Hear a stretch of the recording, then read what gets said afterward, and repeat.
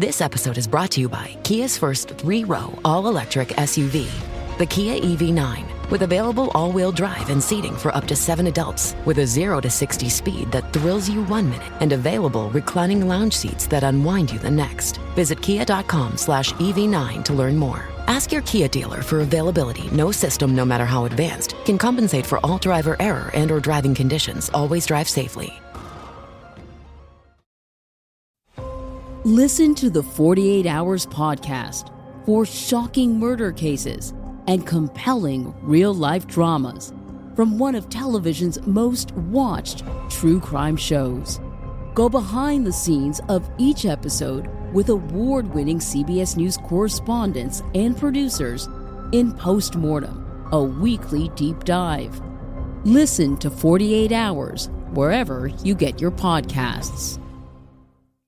This podcast contains mature content, explicit language, suggestive situations, and partial to full frontal nudity. Listener discretion is advised. Don't let your kids listen to this. I think I've got my latest and greatest looks like. Oh boy. You guys are going to get a kick out of this. It was Mo Dakil's birthday, and Zach posted that picture of Mo in a cowboy hat. My hat. And somehow, in that angle, in that moment, I looked at him and was like, holy shit. He looks like Wayne Jenkins. Big fucking Wayne. Oh, Hendrix. I think I'm getting an erection, man. Big fucking Wayne! Does Mo Dakil look like John Bernthal? Looks like Wayne Jenkins. Wait, You think he looks like John Bernthal? Yeah. what? That's a good compliment to Mo. Like a brown John Bernthal. What are you talking about? John Bernthal, one of the most jacked and intimidating men. In the face. In the face. I'm not talking about like physique. His face is jacked and intimidating.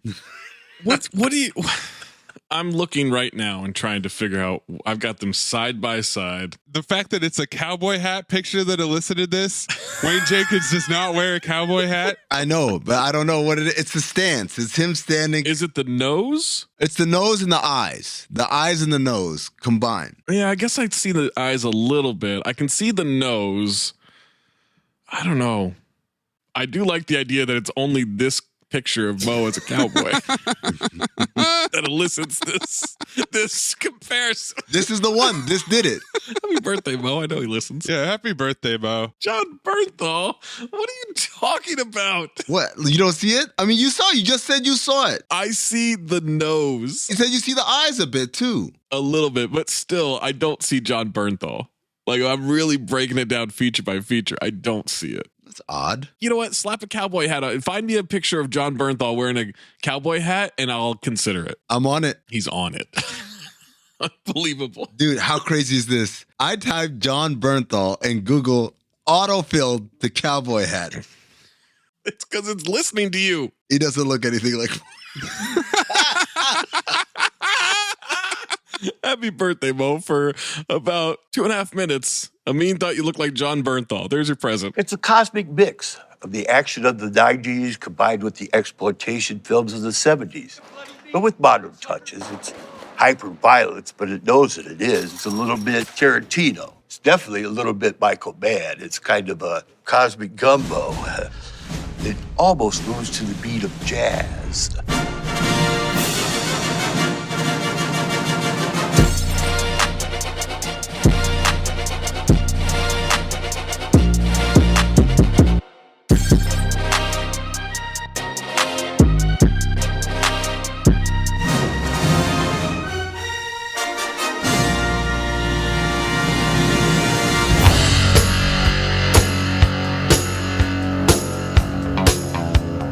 People are genetically inferior, or they're culturally crippled, or they're socially deprived. How come God couldn't make everyone one color, like tan? I wish I'd fucked a black broad before I got married. I could really feel 400 years of oppression and anger in every pelvic thrust.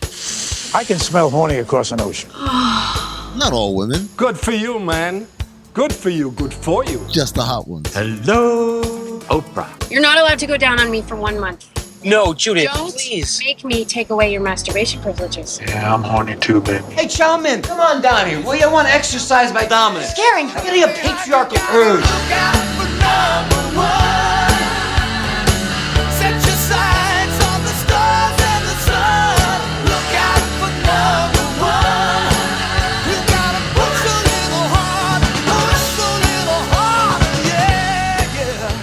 me. Just keep doing what you're doing. We're a team. We work together. I don't know if you were paying attention.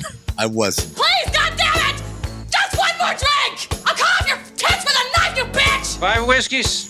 That's breakfast on the river. Yo, you have to clip it, Maze. Clip what? A fucking tiger? What are you talking about? It's not that hard. Just chop, boom, out. Wow, Maze has a really hard job. This is going to be the worst episode we've ever done. My people don't give a ding-dong diddly about what flag fly over Hawaii. You bore me, Fury. Where is the microfilm? It's nothing but a bag of meat and flesh and tendon. Why didn't they just name him Spaghetti Lasagna? Fuck, this movie is 2 hours long? This is like the John Gruden emails of movies. Do you like ducks? Or a trench coat full of bees flying around? Like, that would scare me. Imagine bees are cool. That's a duck, man. No, I get it. Coolio. You're the devil's baby mama. I didn't lie, Annie. I just didn't tell you certain things. Don't play no reindeer games with me. An American ninja? What are you talking about? There is no such thing.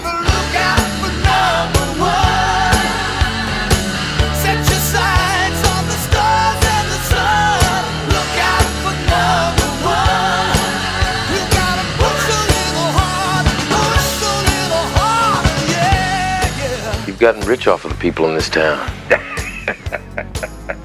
You bet your ass I have. And I'm gonna get richer. Coughlin's Law. Go into incredibly descriptive details of the story so we all know. Oh, man. I wish I had better notes. Have you ever heard such a pile of shite? Once I get a DVD player, I'm going to watch Gala Walkers once a day. Come here and give me a squudge. You know what to do from here, Internet. All right, cool. Let me Google how to open QuickTime. Justice is blind. He's got space dementia. But it can be heard. Time to find out exactly what this ooze can do. Pull a fucking rabbit out of your dick and phobe. I'm Temecula's newest hard-on, dog. Hey, look at here. Why don't we eat us a few thousand beers and you can tell me what's buzzing in the big bad city? Coming on, yeah! You gotta look out for number one.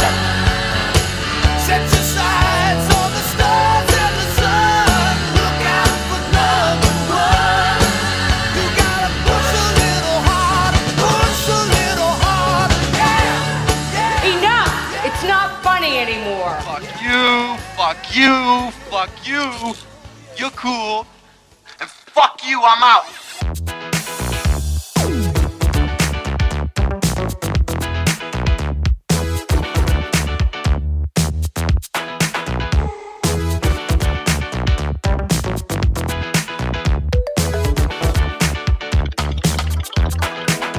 Welcome to Cinephobe, the podcast. We break down the movies you're afraid to admit you love. I'm Zach Harper. That's Amin and That's Anthony Mayes, part of the Levitard and Friends Network, Meadowlark Media. Get them reviews in. Clock is ticking. Got what, like 2.5 months here? I opened my phone back up, just check, and just saw this picture of Mo again.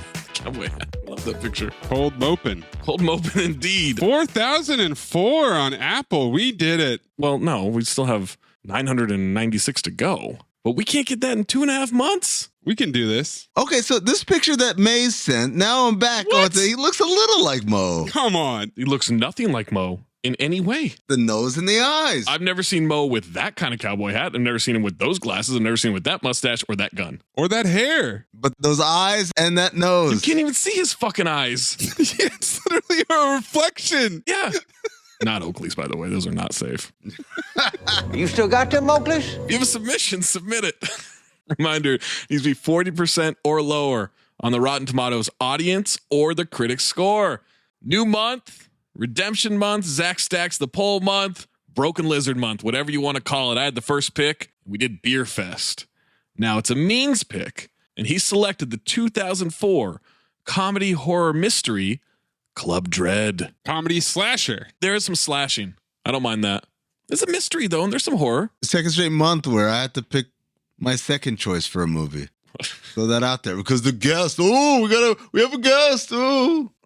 You wanted to pick Teenage Mutant Ninja Turtles 3 or? No, I wanted to pick Judge Dredd. But that was your fault. So now you settled for Club Dread. Dredd makes its return. Going strong past Beaker month or Bees month or Stallone year is Amin refuses to take accountability month for fucking up the Judge Dredd pick. I didn't fuck it up.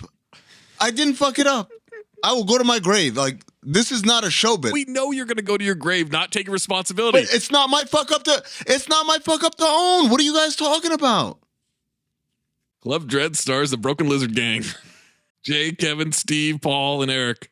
They've starred in all these movies. So we didn't talk about this last time, but they have a movie coming out in December, and it's called Quasi, which is about Quasimodo. What? It follows a hapless hunchback who yearns for love, but finds himself in the middle of a murderous feud between the Pope and the King of France when each orders the hunchback to kill the other. File. So we'll have to pray for the Rotten Tomatoes scores to stay low so we can do Quasi episode at some point. Not directed by Jay. Directed by Kevin. Wow. That's a first, I believe, right? Kevin also directed The Slam and Salmon, which I have a feeling will be coming up shortly. Haven't seen it. Which one plays Quasimodo? That is the big question that I can't wait to find out when that movie comes out. I hope it's all of them. I hope they just switch off scenes. Club Dread also stars Bill Paxton, Brittany Daniel, and Jordan Ladd. Bill Paxton, repeat offender from Predator 2. I wish I knew how to quit you. You also know him from Aliens, Twister, True Lies, and Tombstone. But not from Independence Day. He played Dinky Winks in Spy Kids 2 and 3. Future Cinephobes. And this movie is right before he did Big Love. And it's kind of a weird time in the Paxton era. I feel like Big Love brought him back. I always forget that he died like 5 years ago. It feels like it was during the pandemic to me. I keep getting confused whether he died or Bill Pullman died. Brittany Daniel, repeat offender from White Chicks. Yes. She's also in Joe Dirt, and she's Carmen in It's Always Sunny in Philadelphia. Is she? Isn't she? Welcome to It's Always Sunny. Always Sunnyphobe. She was also in the Sweet Valley High TV show with her twin sister, Cynthia. She's got a twin? Yep. Yo, isn't it weird? She just has a wig on, and that completely threw me off. A completely different white woman. You think that Mo and John Bernthal look exactly the same? I didn't say exactly. So no, it's not weird. I didn't say exactly. It's not weird that a simple wig would throw you completely off with white people. Can you imagine if Amin was pursuing someone or like some sort of police officer or I was a cop? FBI agent? He was trying to catch someone and all they had to do was put on a wig or maybe a cowboy hat. Just put on a wig. I'm going to show up one day to something just wearing a blonde wig and see what Amin does. He's not going to recognize me. Hello, sir. What do you want? I'm preparing for a show here.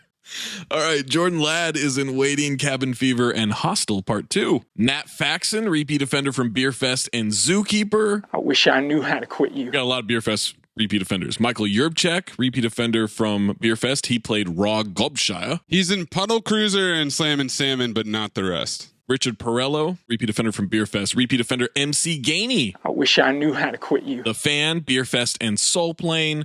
Ryan Faulkner, repeat offender from Gemini Man, Daddy's Home 2, Horrible Bosses 2, and Beer Fest. If you're wondering what he was in those movies, most of them art department, storyboard artist, but still repeat offender nonetheless. Sam Levine from Inglourious Bastards, Freaks and Geeks, and he's a repeat offender from Wet Hot American Summer. Yeah, he's the uncredited voice of the guy on the radio. And Club Dread was written and directed by Jay Chandrasekhar. And he has also written the movie with the rest of the Broken Lizard Gang. How about that? And Dukes of Hazzard. Synopsis for Club Dread. When a serial killer interrupts the fun at the swanky Coconut Pete's Coconut Beach Resort, a hedonistic island paradise for swingers. How many times you say you've been here?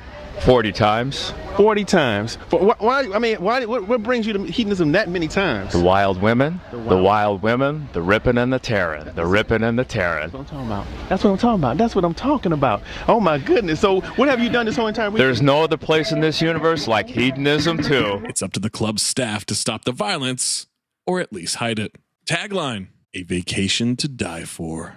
Other taglines, from the warped minds who brought you Super Troopers. They are leaning on that hard. Well, this was their second movie. Oh, okay, yeah, got it. And then second tagline is from an Ireland DVD, Sun, Sea, Sex, and Slaughter. That's too many. You need 3, right? Yeah, you got to kick one out of there. Yeah, Sun, Sex, Slaughter. C's got to go. Yeah, C's got to go. I'm with you. $8.6 million estimated budget. grossed $5 million US, $7.5 million worldwide. I can imagine, once again, DVD sales had to have gone through the roof. You think this costs more or less than Fire Festival? Ooh, that's a good question. You're talking about the festival itself, right? The festival itself. Yeah, let's say not the documentary. Not the doc. I would say more, but I don't feel confident. I think it's less. I mean, if you want to bring inflation into the mix, I would say it gets closer, but I think just raw numbers, Fire Festival costs more than this movie. I buy that. Ja Rule alone had to have been $5 million. In a sneak peek of your Wii show, you expressed to your kids that you plan on redoing the festival. Why do you think people would trust you to go to that festival? Well, I mean, it wasn't my fault, right? Okay. So here's the thing, Andy. I want to do it the right way with the right partners. Okay. And here's what I happen to know. Okay. I have the biggest festival in the world, even though You mean it never with the happened. most name recognition? Right, that Yes. never happened. So Okay. there's it's value not in the that, most Andy. positive. I mean, it's like calling a ship the Titanic. And anyway, all right. But we can Titanic. Yes. Okay. And it all right, worked. Okay. Before we jump into this movie, before you listen to the rest of this podcast, it says Club Dread is available on Cinemax. It's a rental. I own it. Nice. 2 for 2 for you, Zach. I just popped on that old digital copy. Yeah, I got this with the Cinemax 7-day trial that I immediately canceled. Oh, you immediately? Oh, wow, that's a good move. I don't think they should allow you to do that. They shouldn't. It's dumb on their part Yeah. that you still get it even if you cancel it immediately. Club Dread receives 29% from the critics on 102 reviews on Rotten Tomatoes, 44% from the audience on over 50,000 ratings. Amin, would you like the positive or the negative reviews? Glass half full kind of guys that give me the positives. Hey, John, that's weird. That glass looks half full to me. Wow. Now that you mention it, it is half full. J.R. Jones of Chicago Reader. A thick, rich slab of American cheese. As bad taste comedies go, this is more clever than gross. Again, there's like a little bit of a pattern here of people in their positive review shitting on the movie. There's a lot of that in these. Bill Clark of From the Balcony. From the Balcony! One of the better horror parodies, which if you ask me, has been done to death. Oh, it's been done to death, get it? Because it's like slashers and killing people. Oh, this guy's witty. Where's your screenplay, buddy? I want to pick it up. I did see what he did there, you know? Eugene Novikov of Film Blather. An intriguing amalgam of straight-up genre movie silliness and a lampoon of said silliness, with no real way to tell which mode the film is in at any given time. Josh Bell, The Las Vegas Weekly. You can ring my bell. Ring my bell. Broken Lizard may not be Monty Python, but Club Dread is funnier than Super Troopers, and another comedy from the troupe will be a welcome sight. Kevin Carr of Fat Guy at the Movies. Is it a comedy? Or are they really trying to make a go at a horror film? Funny enough, it actually works as both. Richard Roper of Ebert and Roper. Mr. Roper. In these sensitive, politically correct times, I thought it was refreshing to see a comedy troupe that's perfectly willing to fill the screen with exposed flesh and buckets of blood in the name of cheap but legitimate laughs. What a douchey, timeless preface that was. Tony Medley, stand up. Richard Roper's horning in on your territory. I know. No. The guy who compared them to Monty Python was more Tony Medley.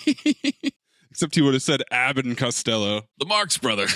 Second of all, Richard Roper's mind would explode if he knew where politically correct was going. Oh my God. Get that time machine, get that scepter from Teenage Mutant Ninja Turtles, go back in time and flip-flop with Richard Roper. He weighs about 180, 190 pounds? I'll be the one to do it. Go back there, send him here, and just show him the landscape. Now you believe in the time travel technology. Wouldn't this movie come out 2004? Yeah. Oh, man, I'm back in full effect, man. Sidekick, baggy jeans, full hairline. Yes. No, you don't get you go back with your hairline. No. I go back and I get to look like I did back then. That's different time travel. That's not what happened in Ninja Turtles. It's more of a quantum leap. Well, since it's magic, I'm changing the magic now. Cut what I'm about to say, Maze, okay? But leave that part in. You've seen the Quantum Leap clip where the door slowly closes and it reveals a mirror that reveals the...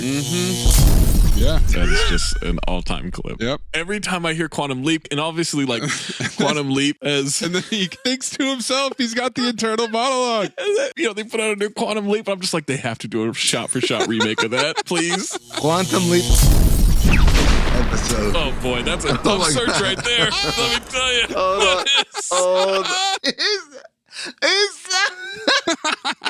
The line before he even opens the door and sees himself in the mirror is... That's what I was alluding to. Hey, we're back. Woof. Phil Villarreal of Arizona Daily Star. If the lizard ain't broke, don't fix it. Also, I feel like every time we have Phil Villarreal of the Arizona Daily Star, you should cut in Jackie Daytona from What We Do in the Shadows. You say you're from Tucson, but you talk all fancy and Europe-like. This is the way we talk in Tucson, Arizona. Jackie Daytona. I watched that episode again last night. What a great fucking episode. One of the greatest episodes. He's so ass off. Laszlo's ass off. Not just Matt Berry, but the character. Sarah Gebhardt of the Washington Post. The film still may be too bloody and crass for some, and it's by no means hilarious, but all things considered, Club Dread lives up to expectations, which were never really that high to begin with. What? That is a convoluted positive review. Rudy Joggerst of Real.com. It's called Joggerst. It might be a soft J. I'm not sure, but apparently you just run for an extended period of time. It's supposed to be wild. Will appeal to everyone who enjoys the shenanigans of movies like Army of Darkness, Tommy Boy, or even the Scary Movie series. Sean P. Means of Salt Lake Tribune. It may be as deep as the resort's hot tub, but it's plenty of fun. That's a weird hot tub. That's a weird comp to make. A weird simile. John Venable of Supercala.com. Venable. If you hate Jimmy Buffett, you'll love Bill Paxton's Coconut Pete. Oh. Piña Coladaburg. If you like naked girls who happen to be gymnasts, you'll love Jordan Ladd. This is a fun flick. Harvey S. Carton of CompuServe. Looks like the real Cancun 2, The Machete, an often effective slasher comedy by the Super Troopers guys. We got a couple of user reviews here. User RKW, 5 out of 5 stars. I love this movie. R.I.P. Bill. Oh. User Joey C, 5 out of 5 stars. Joey Chestnut. Classic spoof on thriller movies. The laughs don't stop and the babes are hot. There it is. You got to wear a teenage boy's sense of humor to appreciate this one. Yes, and you did it wholeheartedly. And then last one, user Simp P, 4 out of 5 stars. You're simply the best. Dun, dun, dun. Simpier than all the rest. Is that Pimp C's bitch ass cousin? I don't know why, but I find this movie hilarious. The people who don't like this movie probably rated salmon fishing in Yemen pretty high. Enough said. Slamming salmon. So I went and looked up Simp P's review of salmon fishing in Yemen. 1 out of 5 stars. Bastard. Boring. Really, really boring. The religious overtones were simplistic and predictable. And really, who cares?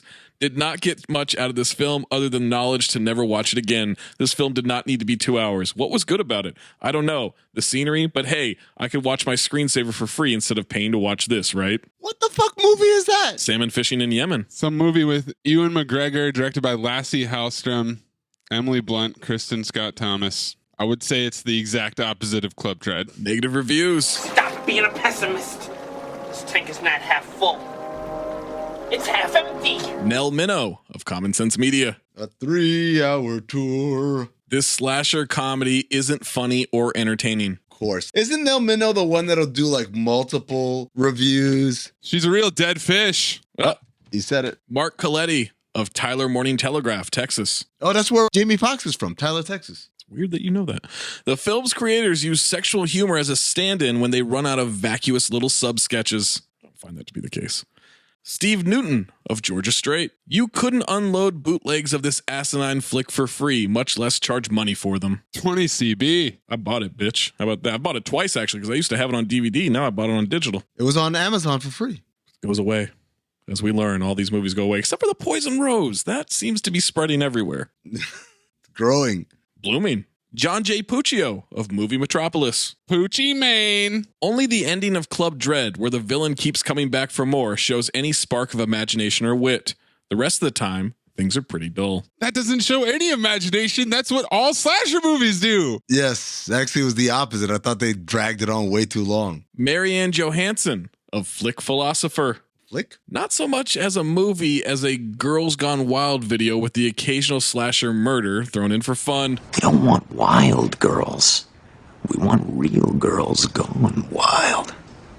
It's important to see the transition. You want to watch the process. Thomas DeLapa of Boulder Weekly. Like a feature-length episode of Girls Gone Wild with dead bodies dropping with the same frequency as bikini tops. Clip it again. Jesus fucking. It's important to see the transition. You want to watch the process. Adam Naiman of iWeekly. What's your name and what's your sign? Naiman. A movie made by guys who laugh at their own jokes, directed at people who will laugh at anything. Hello. Jim Lane of Sacramento News and Review. Lois Lane. These broken lizard guys simply aren't funny. That seems to be the consensus from most critics. Otherwise, we wouldn't be doing this month. Jeff Otto of IGN Movies. Like the unkillable villain Broken Lizard parodies, the guys don't seem to realize when it's time to lay themselves to rest. Is Jeff Otto saying kill yourself? Yeah. Autoerotic asphyxiation. Scott Weinberg of eFilmCritic.com. Do the voice.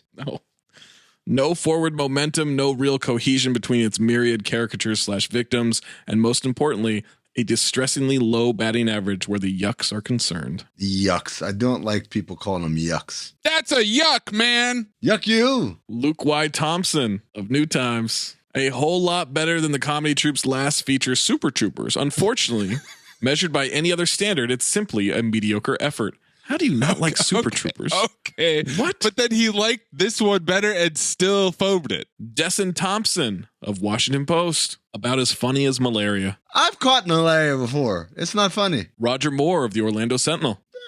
This is the first movie in years to challenge Ed Wood's Plan 9 from Outer Space for the title, Worst Movie Ever. I wish we could do Plan 9 from Outer Space. I wish these people actually watch bad movies. Would you like to take a trip to the rental wars with me? Just most Happy Madison efforts. And then last one, user Margot D, half star out of 5. These nuts. What an effing POS movie this was. Sexist, racist, and all the other ists on the list.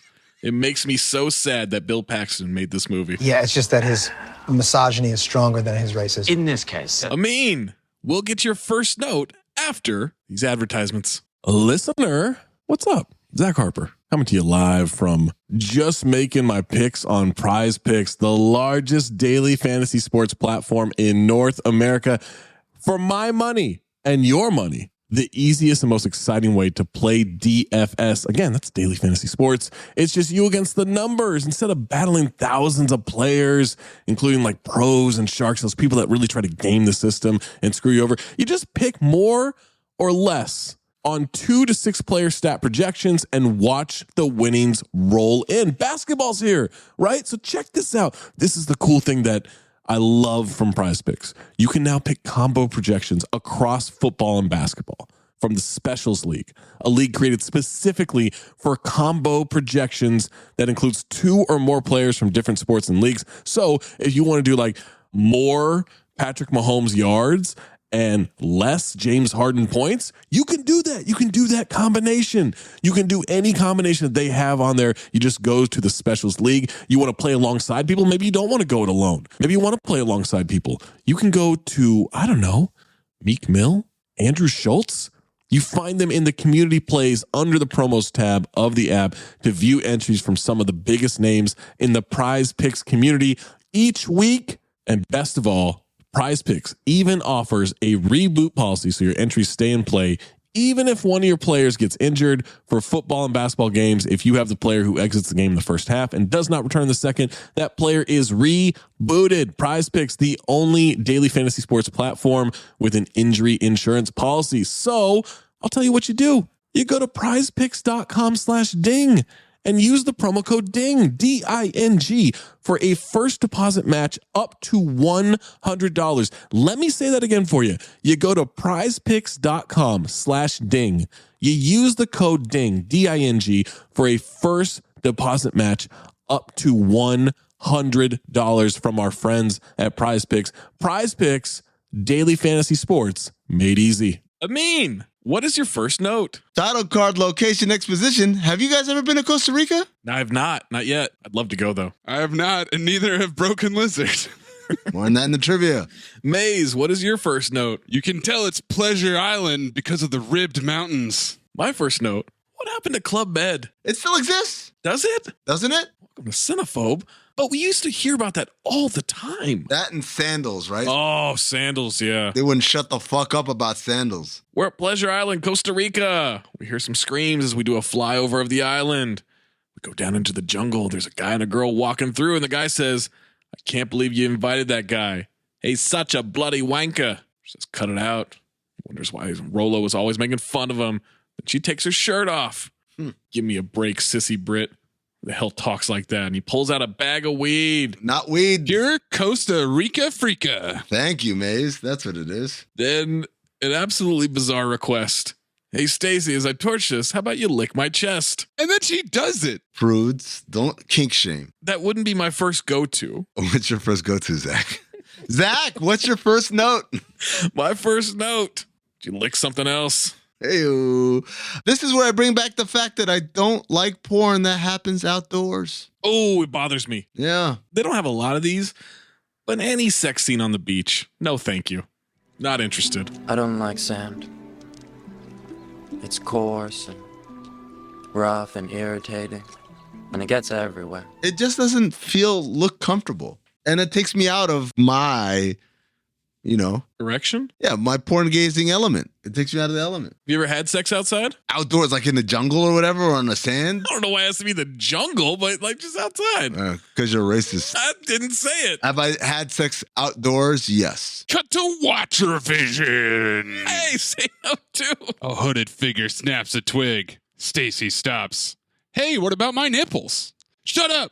Cuck O'Leary's watching us. A peeper, huh? My kind of guy. He knows a place more private and romantic, which is a graveyard. Yep. Makeshift cemetery, aka one tombstone in the jungle. Production budget. He kicks over a styrofoam gravestone and asks Ricky if he has any objections when she says, isn't this sacred or something?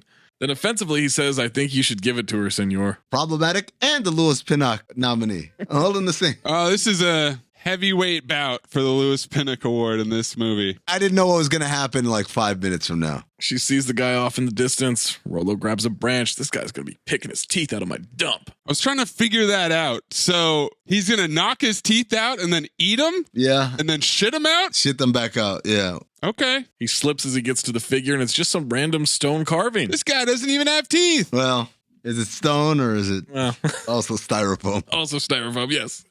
Then he knocks the head off and a monkey jumps on him. He throws it to the side, and let me tell you guys, when this monkey lands, here he goes.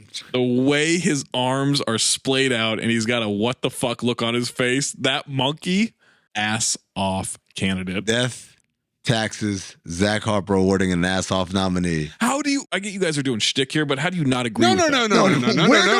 No. We're not doing shtick, sir. What the fuck? There's only one shticky one here. That monkey is ass off. What are you talking about? You're a little bit sticky, yeah. Rolo says, watch the hair, asshole. Little sticky. Goddamn monkeys. Then a blonde girl scares them from behind the figure. She's carrying drinks. Who needs a love potion? I whipped up something extra tasty. She wants to know where they're going to do this. The other girl suggests inside that old mausoleum. They walk in. He grabs a sword from the wall, pretends to be crazy. They find a phallic carving and say they don't need him anymore. He's mad with his ass off as the girls kiss, pretending they don't need him. Door closes. It must have been the wind. They start undressing. He says heads or tails. One of the girls says heads and starts going down on him. What's tails? You don't want to know. Hey, what a douche. If you have to ask, big man, you can't afford it. We hear a sword unsheathed. One of the girls stops licking his ear and he asks, too waxy? You didn't mention, Zach, the gratuitits. Oh, there's a lot of gratuitits in this movie. So here's what I asked. This is a good question, and I think one of the reviewers asked the same question.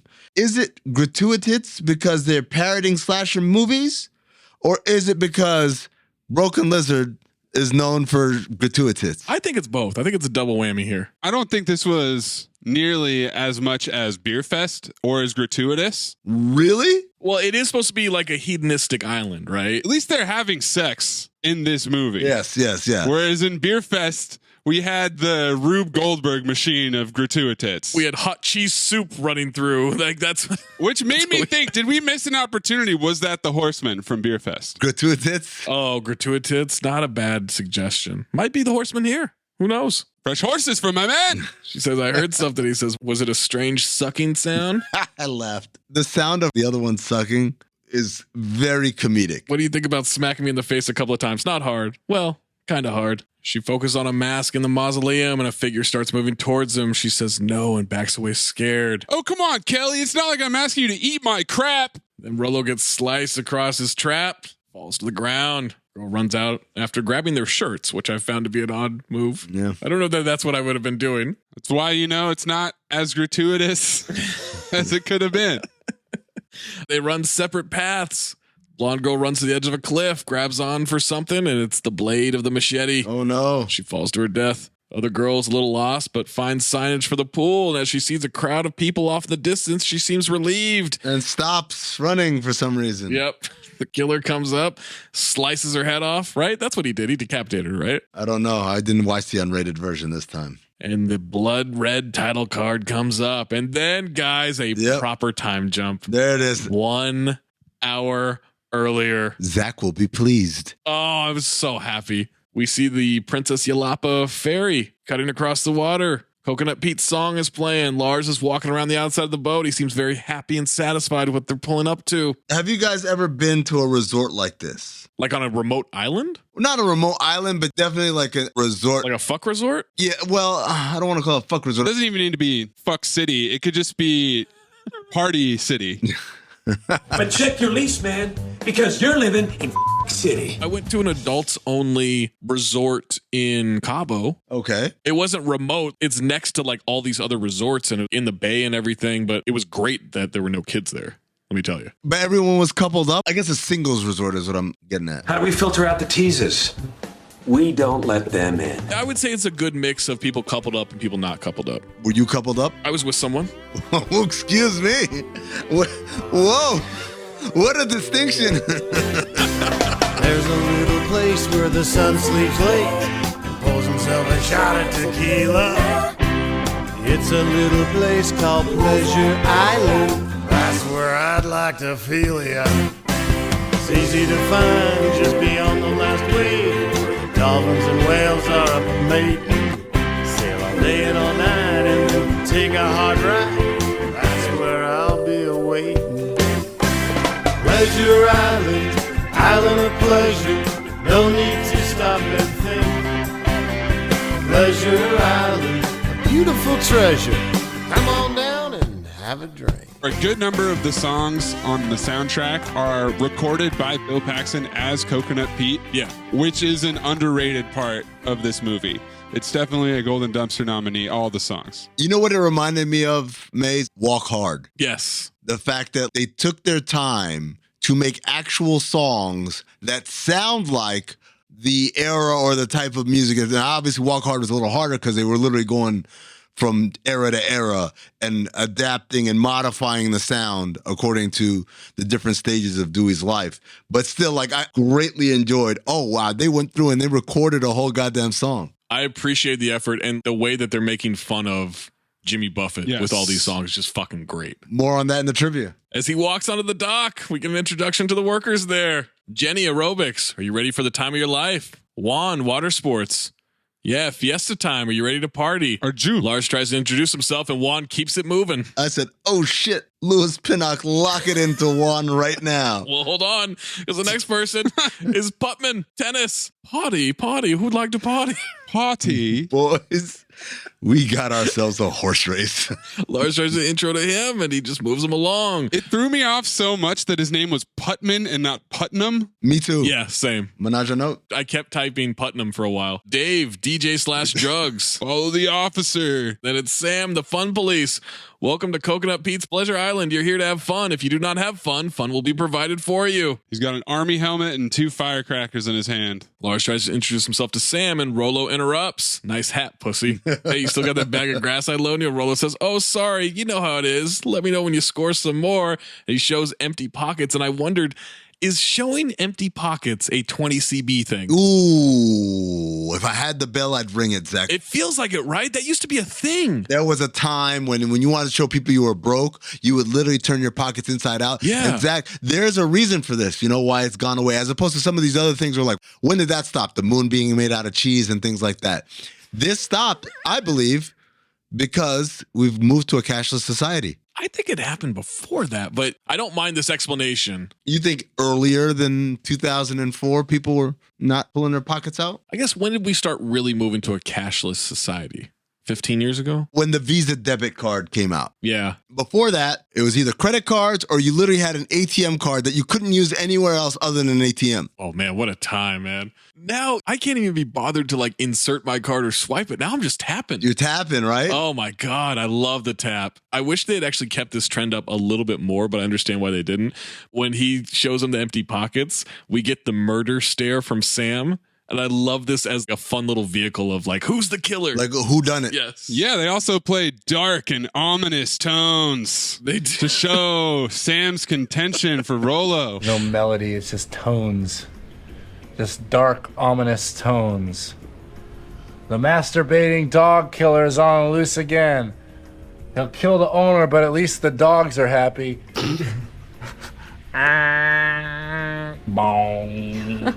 Blonde girl from before puts down the tray of appetizers, grabs a tray of the drinks from before, and she says hi to Dave and Carlos. She wants a little something extra. I know exactly what you need. He drops a pill in each drink. Offers himself up for the experience. If anyone else is eager to share the experience, I'll be around this evening and we'll be expecting them. Okay. I get it. Put it on my tab. Dave asked for one of the margaritas. She says they're so spoken for, and then we get the death stare from Dave as he mouths bitch. Dark and ominous tones. The victim's penis was found behind the AC unit. Just go with the usual stuff, maybe. Something dark and ominous, like losing your penis is a bad thing. Oh, you want dark and ominous?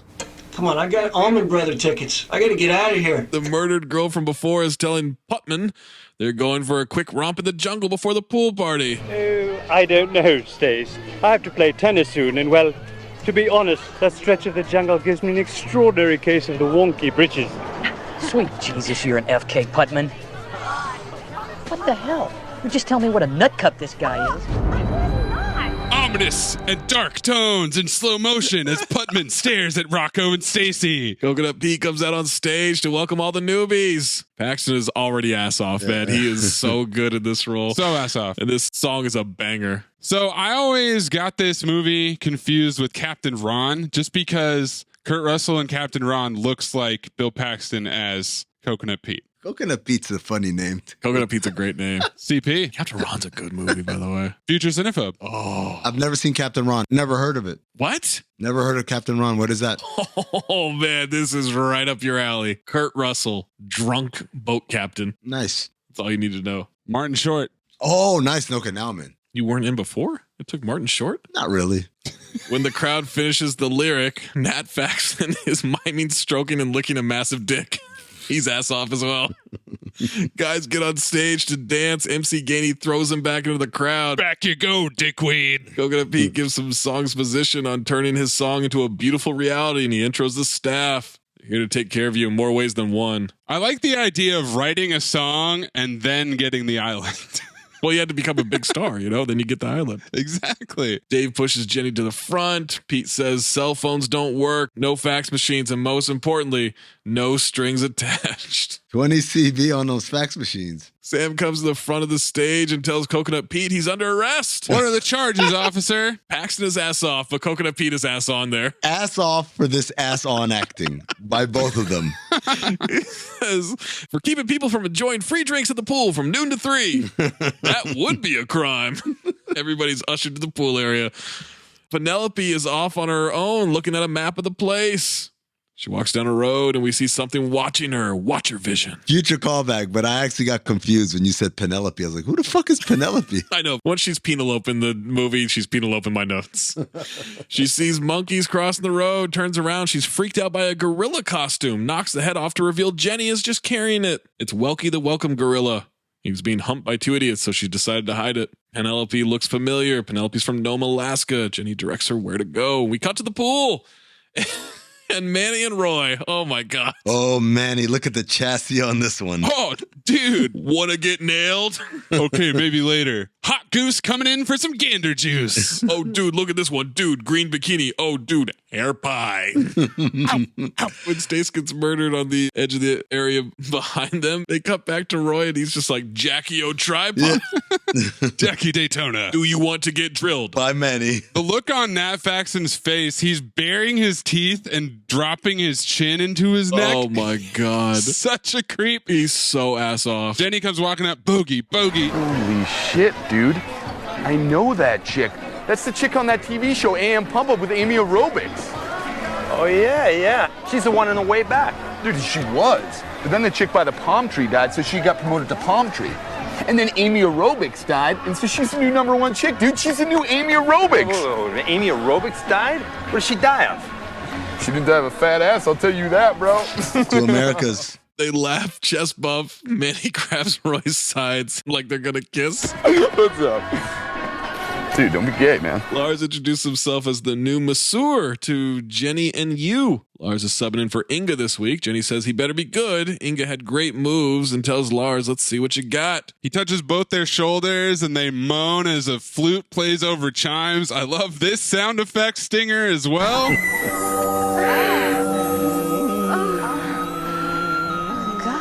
Inga never did anything like that before. And then Dave walks over and says, who's the fucking hippie? We swapped out a 6-foot Swede for this guy? I'm 6'1". Cool. He points sarcastically. Golden dumpster.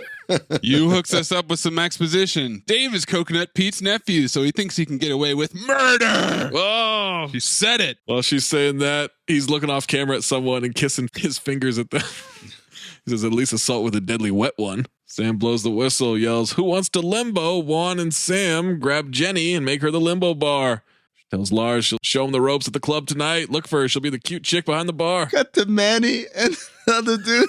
And what the fuck are they doing? They're just pretending to jack off these giant dicks. They're jerking each up. Let's send Frankie back to Hollywood. Dude, this is you. This is you. Man, don't break it. I'll bet anything. I'm getting so fucking laid tonight. Got to the club at night. Coconut Pete and MC Ganny coming down to the party. Pete says hi to Lars, who's doing the ice luge. And this is the part where I realized this is a very, very, very Zero Cheeks movie. Everywhere. It was Zero Cheeks across the board. It's pretty obvious that Broken Lizard is into tits. Yeah. This is before white people discovered ass. Who was the first white man to discover ass? Is he hanging in a museum somewhere? Christopher Columbus. Also, this reminded me of the movie poster for Super Mario Brothers, who many people have tagged this in. Yes. Because Mario He has no ass. is Zero Cheeks. It's baggy. His chin is like in that area, just completely billowy. He looks like, who's my man, Colonel Thickcock or whatever? From American Ninja. Yes. Same note too, bro. There's a perma wedgie in those Zero Cheeks. Those pants are getting absorbed into the ass like it's a black hole. Lars thanks Coconut Pete for bringing him into his life circle. Says he heard good things about Lars's fingers, and he looks at his fingers. Asks if that's a tranquility blouse. It's the same one you wore on your album cover. Pink crustaceans and good vibrations. MC Ganey and Phil Paxton look at each other creeped out as they make eye contact. Says, I read in a 1977 interview that the teal and blue really kept you focused during the tough times. That sounds like something I said back in 77. Pete tells him he's supposed to wear the pleasure sweater on luge duty. Lars said it's hot and it was wadded up on the ground and something sticky. And Pete cuts him off and said, just put the goddamn thing on. Has Hank give him a hand with it, and Hank barely helps him as he walks away. What's up there, you foxes and coxes? I also laughed. Juan comes up to Pete. Hey, Coco Pete, I have a present for you, my friend. Points out a girl, says she saw Pete in Tucson 3 years ago, 14th row. He walks up and uses that to get her, but does the great move of guessing 15th row instead of the 14th. This is the ultimate lie technique. Ladies and gentlemen, if you want to be an expert liar, this is what you do. When you recall facts, have them off by a little bit, because then it seems much more believable. Like, oh yeah, like pretty much in the neighborhood. This was 10 out of 10. He offers to give her a grand tour and then gives a great little head shake and eye roll to the fellas as he walks off with her. Bill Paxton ass off. Ass off. And Juan is stroking his finger above his head. Sam blasts a guy in the face with a squirt gun. It's tequila, not water. Cut to the bar and Putman is look at me louieing his ass off. I was doubles partners with Andre Agassi for an entire week. I'm the one who taught Dre to play cocks and quarters. If you could believe it, he'd never played cocks and quarters. Jenny is not interested in this, but pretending, wow, that's interesting. Then Sam Levine walks up. Hey, Snow Bunny. Orders a Drambuie neat. Turns to Putman. All alone, huh? Well, don't worry. No woman, no cry, right, man? He was so ass off. Actually, I was quite engaged until you bullied your way in here. In America, we call it hide the sausage, not cocks and quarters. I beg your pardon? Excuse me, new fella, please cut off this minor. Come on, if there's grass in the field, then play ball. Right, governor? Sammy, hit me. He gets shot in the face with tequila. Legalize it. And walks off. Ass off that entire scene right there. Sam sees Penelope and Juan dancing alone, takes them to each other and ties them together. Do you work here? I do. I am Juan Castillo. I am dive master. Like cliffs or... Cliffs, rocks, boards, whatever you wish. Oh, that is a beautiful name. Penelope. Penelope. It's breathtaking. Thank you. He's cupping her breast while reading the name tag. He just grabs her right tit. Penelope. Penelope. Breathtaking. He asks her what brought her here. She goes to Oral Roberts. Is that anything like Nino Johnson? Because, well, I've done that a few times. Or am I thinking of a Dirty Sanchez? That's the one. It's about connection. It's all about connections. It's not about cock and ass and tits and butthole pleasures. It's not about butthole pleasures at all. It's not about this rusty trombone and the dirty Sanchez. Please stop. And the Cincinnati bow tie. Moosh. And the pussy juice cocktail. And the shit-stained balls. Moosh, just please stop. So in the Teenage Mutant Ninja Turtles episode, oh boy, Zach and Jason both claim that more complex terminology for sex and sex positions didn't exist in like 1993 or 94. You mean to tell me all that shit happened in the next 8 years? Everything got named in 8 years? Absolutely. Because I remember when it happened. I once dated a girl who thought blowjobs started in the 80s. Like before the 80s, no one sucked dick. So I feel like this is coming from the same place. The first woman to suck dick is up there in the museum with the first white man to appreciate ass. Yep. What does she think was going on with gay people? Gay men? I don't know. I was trying to explain to her, like, just because they didn't show it in movies and TV doesn't mean that shit wasn't happening. Right. Fuckers get sucked off left and right. Same thing here. These terms are not new. I don't know what that is. It's not for you. She sees two people fuck in the water tank. Gratua cheeks. He says it's a magical place. Did not know that was a hot tub. Me neither. Yeah. Had no clue. That's explained later. Carlos walks outside and Yu tells him he needs to do the dishes, so make his smoke break quick. He notices on the activity board a Coconut Pete lyric saying 3 amigos took an undersea trip and never were seen again. Whoa. That's like what's happening right now. Trash cans get knocked over. He goes to investigate. As he puts everything back together, we see a knife approaching, but it's held by Yu. Me? She says these knives are filthy. Need to do the dishes. Carlos might be ass on, by the way. Yeah, Carlos is probably one of the few ass on candidates. He says he'll do it mañana. She walks off disgusted. Trash cans are knocked over again. A figure appears and Carlos gets killed. Poncho Machete Man. Dun, dun, dun. Cut to a bonfire on the beach. A ponytail will get you tail. Just keep it out of my Mai Tai.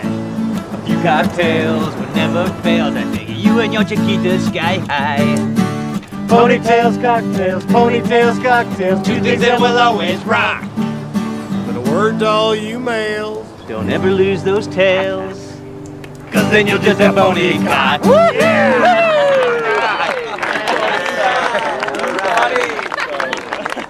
Margaritaville. Drunk girl wants him to play Margaritaville. Darling, I think you're referring to my song, Piña Coladaburg. Paxton so ass off when he gets upset here. The song I wrote 7.5 fucking years before Margaritaville was even on the map. Of course, you wouldn't know because you weren't even born yet. And then Hank interrupts him, stops him from freaking out. Like, let's go get a drink. Fuck that guy, son of a bitch. Motherfucker. Lars comes up on Jenny like Buster Bluth. The flute plays, she moans and spits up red drink all over her chest. Hey, Jenny. Says give her a heads up before he does that. He says, I could see how tight you were from a mile away. What can I say? Some girls are just tighter than others. Spit takes right into her face. He congratulates her on the new show. Amy Aerobics accidentally ate some rat poison. It was awful, but I'm still really psyched. I've been waiting a long time for this. She'll be glad to never have to do this again. Crab legs, rah, rah, rah. Dave is going to tell the bonfire the story about the machete maniac. Everybody oohs, and Nat Fax just stupidly says, let's hear it. Probably too scary for you guys. Juan is a good, lazy teammate going, come on, tell us the story. This must have been like 15 years ago, you know? We had a kid working at the club named Phil Coletti. And one night, it's a night a lot like tonight, this gorgeous woman comes into the club, asks him if he wants to go out to the jungle. He's like, yeah, why not? So they split. And as they started getting out to the jungle, further and further away from the lights of the club, she starts asking him these questions like, does he believe in the local legends of the island? Voodoo? Zombies? But he's not too worried about it. He just rolls right over, starts putting the screws to her. But something doesn't feel right to Coletti. But he can't see shit, it's pitch black, so he just keeps banging away. But then boom! A flash of lightning lights up the whole island, and in that one moment, Coletti looks around and sees, not only is he out in the middle of that old Mayan cemetery, not only are all the other guys from the resort standing around watching him, but he sees that he's having sex with a corpse. A cold, white, dirty from the grave dead body. And they say Phil Coletti calmly walked to the groundskeeper's shack, found a machete, and chopped those staff members into 100 pieces. And they say he took that same machete, chopped his own dick off, and ran screaming into the jungle. Nobody ever saw him after that. But from that point on, Phil Coletti was forever known as Machete Phil. Are you telling me there's some totally deranged, dickless dude running around out there? All I'm saying is I don't go into the jungle alone if I can help it. Putman sits down sheepishly next to him to steal his thunder. He stands up during the "Where's my penis" refrain. Because you can hear him. And I've heard him. Crying out. Where's my penis? Where's my penis? Where's my penis? And that boy was me! That's when Dave stands up with his pants coming down, and he's also tucked his dick underneath. Yeah, they're both doing the Buffalo Bill tuck. Pete and Hank walk over to the crew at the end of the night. Can't find Rolo, Stacy, or Kelly. Need someone to run luau night tomorrow. Dave says he'll run it. Cut up a couple of pineapples, whatever. And Coconut Pete says, yeah, great. Sam, you run luau night? He goes, sure, can do. Get some grass mini skirts, have a poi eating contest, and everybody gets laid. People, please, is it too much to ask? Have sex with the guests. Some of them aren't bad looking. Next day, we see Penelope wave to Juan, and he dives off the cliff. It's a morning activities montage set to Piña Coladaburg. They call me the mayor, 'cause I spend all my days here. You would too, if you knew what I know. Piña colada. About a tropical tree, sucked straight from the coconut's teeth. When it's just right, it makes your short hairs grow. Got a hole in my straw hat, 2 tires on my Jeep flat. Maybe today I'll stay out of the sun, but the ladies are flocking. That means says it's time to start cocking that brain freeze nectar that fills my fun gun. Hoisted another glass in Piña Coladaburg, coconut milk with a pineapple splash. Don't forget that the rum comes third. Passed out flat on my ass in Piña Coladaburg. Bloodshot eyes and a sorba stash. Mouth tastes like pinata turd. Promised I'd take it slow down in Piña Coladaburg. The booze-soaked lava is starting to flow. Guess I'll have to break my word. Wet bikinis to my right. God bless Piña Coladaburg. Slime mouth soup makes my head feel light. Makes me feel like a dirty bird. Dang, these drinks are strong. Shouldn't have smoked that ball. Now I'm too drunk to sing this song. Putman is teaching tennis footwork and then hits balls at Sam Levine, who's mocking him from behind. Jenny's doing aerobics classes. Sam running games where you hump a balloon off someone's ass. Lars is giving massages. His face is so funny when he's doing it, like he's enjoying it so much. Mm-hmm. Pete and Hank are laughing and drinking. Pete notices the activity board lyric quote. Bongo the stone crab was high as a kite till he fell and cracked his shell. Cut to a Pac Man Maze activity. Oh, this looks so fun. Nat Faxon being chased by girls. He finds a drink. He drinks it. Now the girls become ghosts like Pac Man. It's important to see the transition. You want to watch the process. They become the hunted. Point for every girl he grabs. It's complete with all the sound effects. Putman shows up dressed like a banana. Oh, you're dead, fucker. He tackles the shit out of him. 500 points. Fucking worked. A simple tag would have sufficed. Eat it, fucknut. Does Putman talk like Whitty? Oh, okay. Putman's a fancy lad. Minus all the bloodies. I don't think Fancy Lad is using bloody as much, but I think that's coming, though. Woody's next evolution. Phase 4 rollout. Yeah. just wait till 2023 when Woody Bloody drops. They cue the pretzel. He's not walking out. They go investigate where the pretzel is. Hey, pretzel, get your twisted, salty ass out here. Dave sees Juan dressed as a pretzel having sex with a girl dressed as a watermelon, and he wants to tag in. Occupado, bro. He makes the pair go in instead. The pair says, I'm on break. You say he wants to tag in, but that doesn't do it justice because what he actually does is mouths to, let me get up in there. He's doing the fingers swap thing. Yeah. Pear says, I'm on break. Says, be happy in your work, Pear. He tosses a pear he was eating on the ground. Pear's walking through, and we see Watcher Vision put on a pineapple head. Pear runs into a girl, and she runs off. Then he sees the pineapple at the end of the row. Runs away to avoid it. Pineapple chases him down, slices him open. Nobody notices it in the rows next to him. The stomach of the costume bleeds. Yeah. Weird little thing there. Back to the beach. Jenny sees someone parasailing. We hear a sword, and she goes tracking down what that might be. It's just Lars training in the jungle. He's in the middle of his Qigong. Not just into massage. Body work is still my life, but I've also done the Dianetic thing. Like Zach. I don't know what you mean by that. Spent a little time in the forum. Did a little Falun Gong and Bang Chow. But you know who's got a great philosophy? Coconut Pete. Have a great time all the time.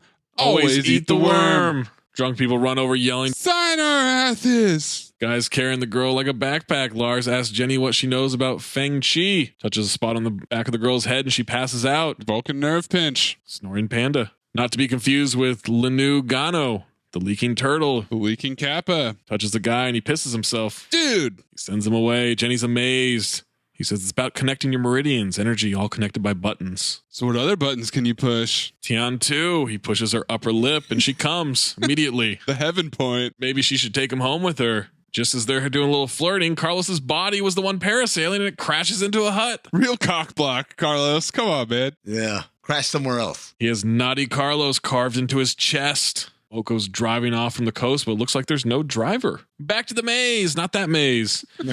Juan and Dave are collecting clothing from the maze. Putman comes over, can't speak. Dave asks Juan if he ever played Pac Man. We had a cheap Nicaraguan version named Circle Eater. Putman's in shock. Dave says, are you trying to tell us something, boy? Is Timmy trapped in a well? Lassie reference. It looks like Steve Lemmy is about to break here. I'm guessing they had to do a lot of takes on that. They run over after Putman. Follow the banana. Follow the banana. Sam is blowing his whistle next to the pair's body. Naughty Cliff is carved into his chest. And the staff only sign is laid across his wound. Then the Pac Man game over sound plays. Jenny and Dave are freaking out to you and Pete, and he wants them to quiet down. Don't freak everybody out. And Putman says, there's a bloody killer on the island. Juan thinks it's Machete Phil. Cool it, Wani. You know, it's just a bullshit story for the guests. Sam says everybody else is okay, but they need to see what somebody did to the activities board, and the dead people's names are crossed out in blood. The new lyrics read, do your jobs and live, tell the guests and die, because everybody's looking to find their own paradise. They want to get everyone off the island. The boats aren't tied up. Phone lines are cut. The radio shack has been decimated. Shack with no sea. Dave is ass off the entire time. No boats? Says it wasn't chewed by jungle rats. We have jungle rats? They're not going to tell the guests. Putman says the staff only sign on Cliff means the killer is only targeting them. They'll start complaining, and as they're all talking over each other, we hear a drink at the end of its life being sucked out by Hank. When you're all done with your pink panty meltdown, let me know, because I'd like to get down to business. Thought it was time to bring in a pro. Reminded me of Sergeant Four-Leaf Tayback in Tropic Thunder when they're all arguing in the reading room or whatever. Yeah. And he's in the background. He's like, you want authenticity, you put them boys in the shit. Hank? Yes, Hank. Head of security on all my tours. So what? He keeps aging hippies from stealing the bong out of your tour bus? Just so happens Hank used to be a federal agent. Yeah, that's right. Headed an FBI task force on serial killers. Single-handedly caught the Minneapolis Mangler. Who's the Minneapolis Mangler? Exactly. Cobra formula, bitches. Yeah. Dave wants to be aware he's personally served this guy 20 beers a day for the last 10 years. Hey, I was in Nicaragua, Junior. When you can stuff your intestines back into your pockets and walk 20 clicks to an old station after a knife fight with guerrilla drug lords, then you talk to me. Hank says they have to catch him. Putman says, catch it? We couldn't even catch a bloody raccoon that was stealing my wristbands last month. You didn't ask me to catch the raccoon, did you, Pip? Juan wants to know how they're supposed to do their jobs when somebody is killing the dick out of everybody on the island. The dick? Take it easy there, menstrual cramp. You read the poem on the board. I've seen this a million times. This guy's playing a game. We're going to play it right back. Keep cool, and this cat will come to us. Future callback to a great line by MC Gainey later in this. When he does, I promise you, I'll be there with my wampin' stick. Got to a party on the beach. The bonfires spell out SOS.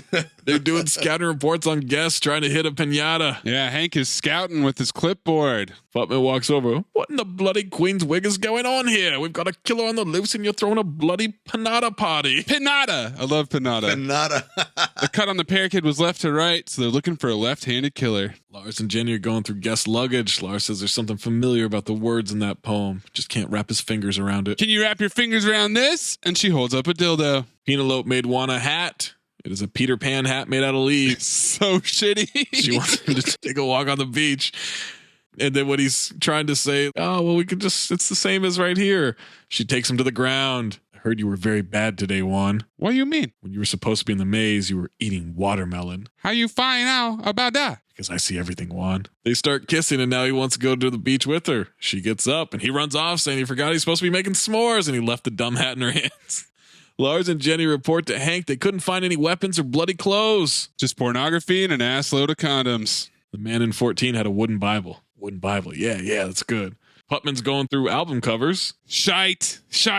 Not the best. Yo, the album covers are fucking killing me, man. The hammock across the woman's legs, and it just says, hope they have hammocks in heaven. Coconut Pete staring up the dress. I want to go on that ride, Daddy. Me too, son. Me too. Was it ZZ Top that had an album cover like that? Just legs. The other one is Spanish Fly Fisherman. There's an exposition marking on it about Dave's dead parents, and then he finds a scrap of newspaper with more exposition. They were trampled at a Coconut Pete concert. You and Jenny are arguing about needing to tell people you wants to. Jenny says not to. You walks off and finds Manny and Roy trying to smoke weed. Talking shit in the woods. It is totally teabag season. Manny calls Roy a gay rod. She says they're going to make an announcement back in the bonfire, so go over there. Oh, good, because I got an announcement to make to Roy. I'm totally bake-ached. She walks off frustrated. She sees a figure with the blade and runs off down the road. It's walking briskly after her. Poncho Machete. She runs into Hank. He's smiling. There's always one fuckhead like you, trying to shit in the apple pie. Well, you just shat in the one apple pie that knows how to shit back. I don't even know what he's talking about, man. So why don't you and me just get sliced across the throat? All right, Hank bleeds out and collapses. You runs off. She gets in a golf cart, finally starts driving off, but it's slow as fuck, and the killer just walks alongside her. She screams and she's dead. Jenny's watching AM pump up and then turns it off when she hears something. She walks outside. Thought she heard the boats. Then she hears a twig snap. She goes back inside and locks the door. In the morning, Dave is leading the sun salute. Crab, crab, crab, shot, throw it away, salute. He is leading his ass off right here. That's what he's doing. I watched this on my flight. I wanted to do it. That's how into it I was. Is it a workout? What is it? It's the sun salute. Start your day with crab rituals, a light workout, some alcohol. It's great. Jenny is real focused while she's doing this. I love that Pete's doing it with him. Yeah. Pete wants to know what to do. Lars walks up, figured out the lines to the poem on the board. It's from Pete's song. The album Sea Shanties and Wet Panties, 1978. Dave is still so ass off teaching this class. Sideways visor. Wants to see those pinchers. When he throws a shot back, it's just like doing the snap dance. His head goes so far back. Hey. The name of the song is Naughty Cal. They go to listen to it. They're connecting the dots on the lyrics. What happened to the crew? Naughty Cal, Bongo and Toki got tired of living on land. So the three amigos took an undersea trip and never were seen again. Started out all right, made it a couple of miles till they spotted a watering hole. They had their wits about them until they were served a bottomless scorpion bowl. Naughty Cal and his pals riding the waves for somewhere. High and low, they blew all their dough and ended up nowhere. And Toki said, hey, I got an idea. That is, if you're not yellow. Across the street, something sweet, an underwater bordello. Toki took them to a seahorse whorehouse for a little spin. Bongo chose himself a pretty prawn. Cal preferred a dolphin. Bongo the stone crab got high as a kite. Fell and cracked his shell. Toki was lost in the maze all night because he screwed away his sense of smell. Naughty Cal and his pals riding the waves to somewhere. High and low, they blew all their dough and ended up nowhere. La la la la la la la la la la la la. I said la la la la la la la la la la.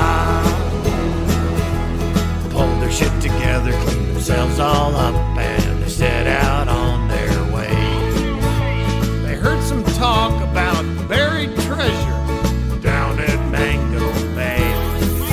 But a big bad orca and a scary octopus were guarding the riverbed. Before you knew it, fun was over, cause Bongo and Toki were dead. I guess it seems that everybody's looking to find their own paradise. But it ain't on earth, it's up there in heaven. Someday we're all gonna die. La la la la la la la la la la la la. Yeah! La la la la la la la la la la la la. Come on, everybody! La la la la la la la la la la la la. Pass that bong over here, yeah! La la la la la la la. Yeah! Pete didn't know what the words were from. How do you not know the words to your own song? I don't even remember making the album, okay? Shit, it was 78. We were all out of our gourds. He just lost reminiscing to himself about how great 1978 was. Kind of a crazy time in 1978. Oh man, we had some fucking parties. Sam puts it together, relating to how people were killed. High as a kite, like Carlos parasailing. Lost in a maze, exactly like Cliff. So this guy is killing people according to an acid trip song? That's fucking insane. Peter, What's the song about? Is there some sort of special significance? Oh, fuck no. I mean, I don't know. It's a sea shanty, and Naughty Cal's is underwater cowboy, and Toki and Bongo are his buddies, and they go on this adventure to find Atlantis or some shit. Or some shit. I don't know. I was like, oh shit. There it is. Coconut Pete. Some shitted his ass off. On the album, it's him riding a seahorse, and the other tracks include Tequila Amnesia, Te Quiero Tequila, and I'd tell ya, but then I'd have tequila. They're like, all right, what's the next line in the song? And it's just him going, la, la, la, la, la, la. Let's play it backwards. It sounds the exact same. Jenny is losing it. Our lives depend on us interpreting the dumbest fucking song I've ever heard. Please, don't hold back. Just say what you really think. I'm not sensitive. You know, I have won about 5 gold records in my lifetime. How many gold records do you have? Ass off.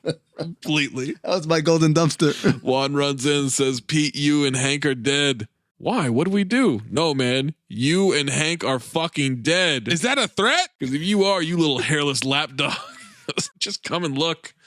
Hank's buried mostly in the sand. Says, don't let this be you. It's carved into his chest. Not Naughty Hank. Broke the format. Cut to the club during the day. Crowd is booing Juan and Putman as they're trying to sing Pete's song. Pleasure Island. Penelope is I fucking Juan. Penelope. Off stage, Jenny asks why they're doing a fashion show. Pete says, because it's goddamn Fashion Show Wednesday. That's why. Fashion Show Wednesday.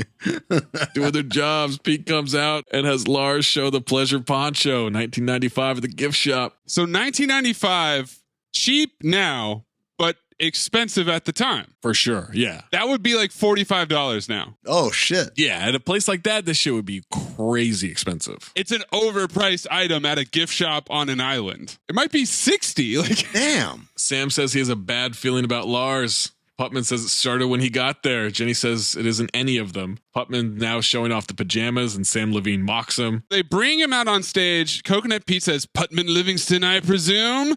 So this is an insanely old and frequently used reference. Dr. Livingston, I presume. Dr. David Livingstone was a 19th century Scottish physician who traveled to Africa. And when journalist Henry Morton Stanley traveled to meet him, he greeted him with Dr. Livingstone, I presume, because he was the only other white person in Africa. And now I've got a supercut of people making this reference, including Michael Scott from The Office. Jan Levinson, I presume. Mrs. Hillard, I presume. Mr. Scrooge, I presume. Dr. Kevorkian, I presume. Mrs. Bialystok and Bloom, I presume. Russell Crowe in Virtuosity. Dr. Madison Carter, I presume. Dr. Chilton, I presume. Mrs. Bond, I presume. Mr. O'Bannon, I presume. And then also repeat offender Kelly Lynch and Mr. Magoo, I presume. Mr. Magoo, I presume. This is another one of those things that in 20 CB popular culture, all the time. Also, a no shit Sherlock, I feel, is along the same lines. Is that not in anymore? No one does no shit Sherlock? I haven't heard it in ages. No shit Sherlock, keep on digging Watson is the little known second part of that phrase. Oh, if it isn't Little Lord Fauntleroy. Pip, pip, daddy-o. Followed up with another old reference, Little Lord Fauntleroy. Dave says the song talks about the scary octopus. Putman is the octopus. Jenny says, Dave, just go play with the curtains or something. So that's Sam, Juan, and Lars are trying to figure out what else the octopus could be. And Dave just cuts in and says, am I the only one who thinks his head looks like an octopus?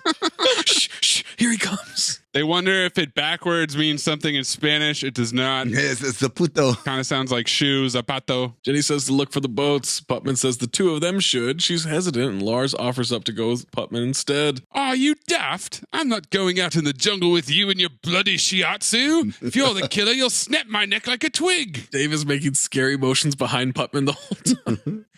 They're gathering weapons and saying to stay along the shore. Don't go into the jungle. Aren't you taking any weapons? I have all the weapons I need.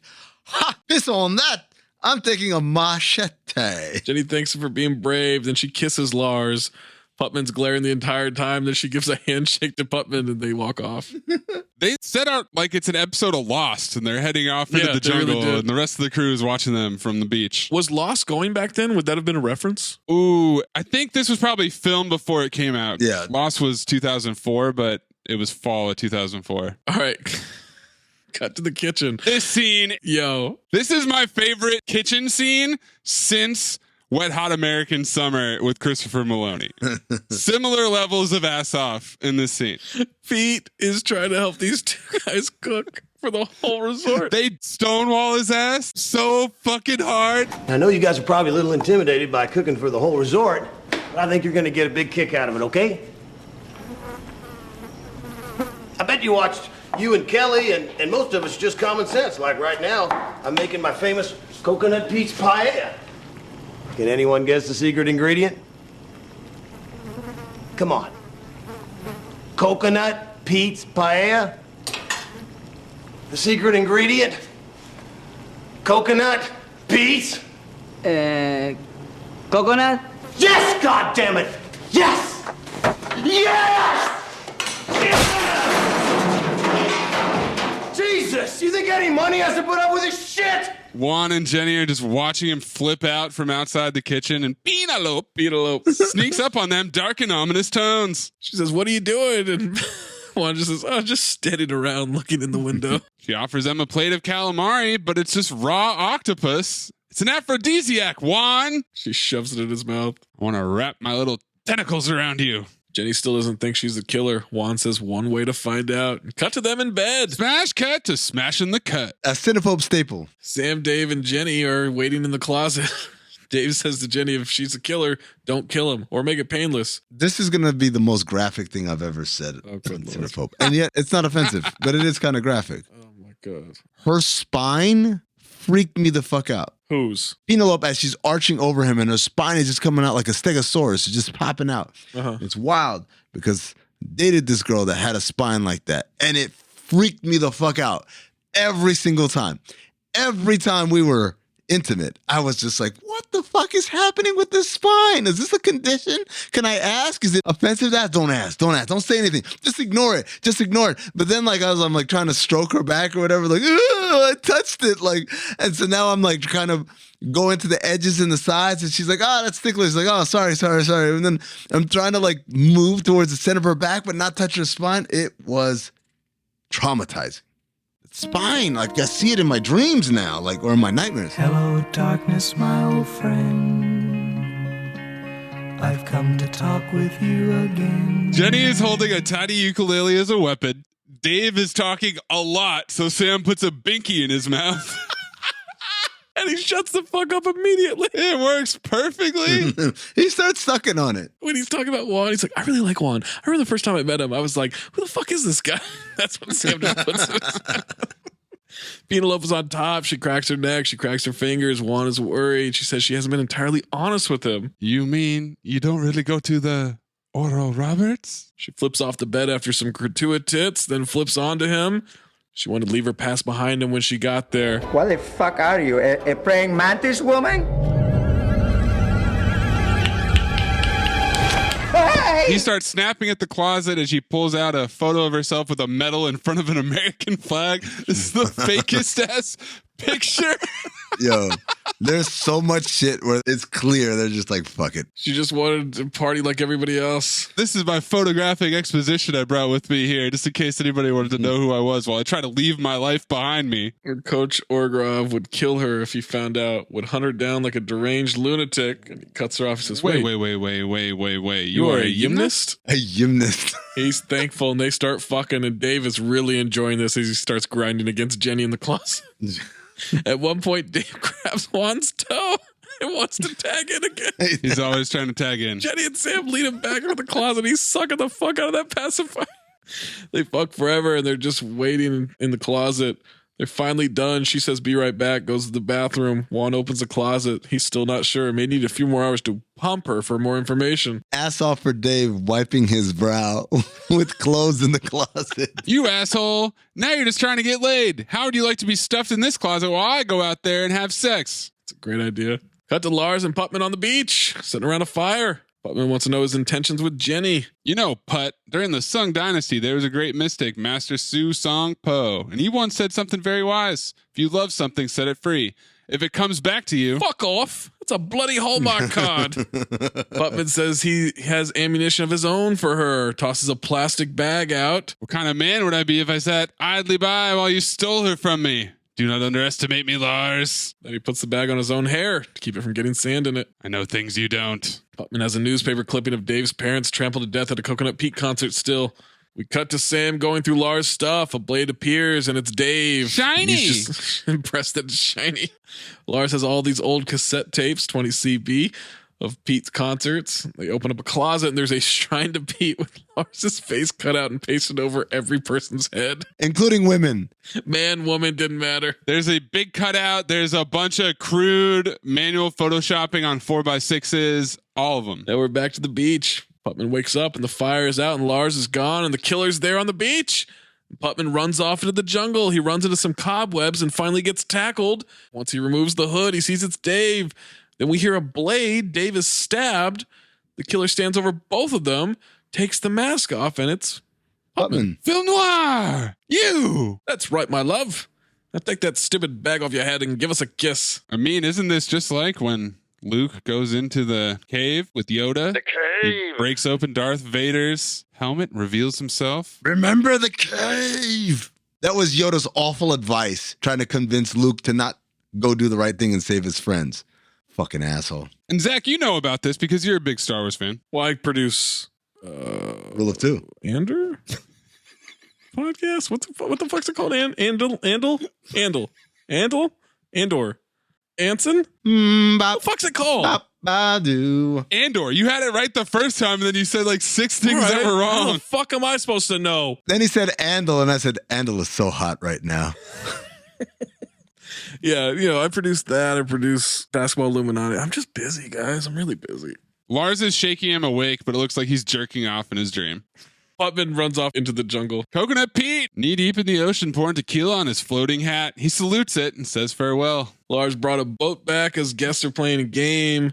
Everybody runs up to congratulate them. He says, hold on to your cadoos. She's not going anywhere. Have you guys watched the guests in the background? Probably not closely enough. The entire movie, they're just fucking wilding out. There's no rhyme or reason to anything they're doing. It's like they're just fucking running around in circles. No rules, man. Just have fun, be drunk, go fuck. Lars has the propeller in his hand. So what did you do with the propeller? I didn't do anything. This is the one that was pulling Carlos. Wonder if they could paddle it out there. Pete says no chance. Riptide will take them out to sea. They'll be drinking their own urine in less than 20 hours. Pete asks where Putman is. Lars thought he'd be with them. He ran off into the jungle. By ran off, you mean got killed by you? You really think we wouldn't notice Putman's gone if you came back with the boat? They argue about it being ridiculous. Lars tries to explain what happened. Sam says they went into his room. Mark David Chapman reference has a shrine to Pete. So I'm a fan. A fan? You're a fucking loon. Nobody here was killed last night because Lars was in the jungle killing Putman.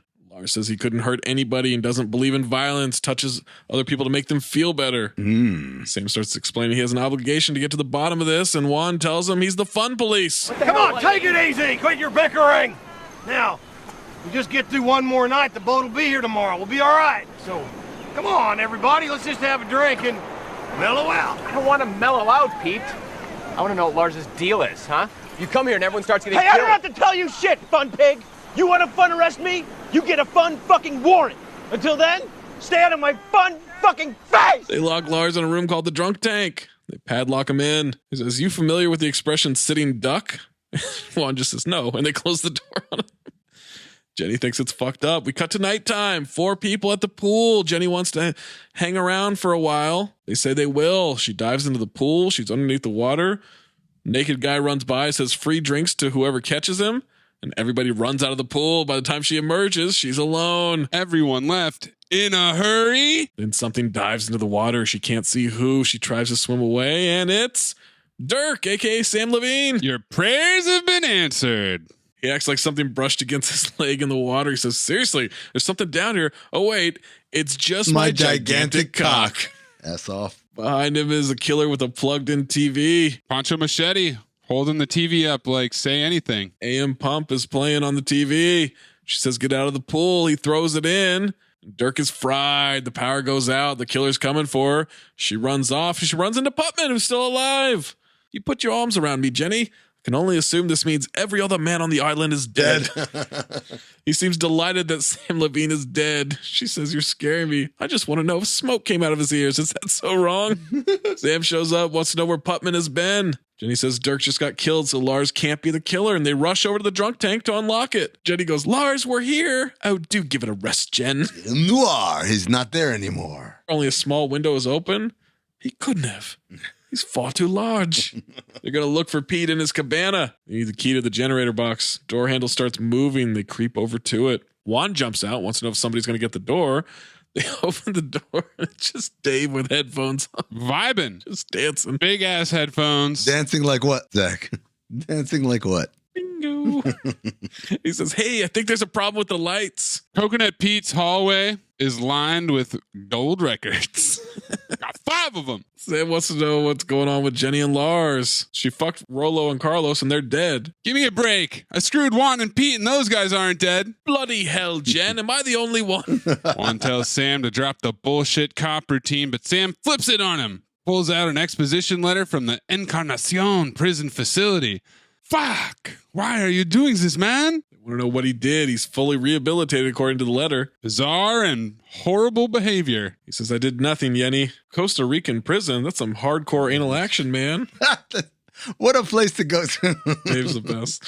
They're all asking him about what he did. He bumps into a chair that has a rope. It unspools and Coconut Pete comes crashing through the glass, hanging by his neck. This causes Juan to admit to his previous crimes. You want to know what I did? Huh? You all want to know what I did? Juan Castillo went to jail for having a sex with a goat. All right? What do you want me to say?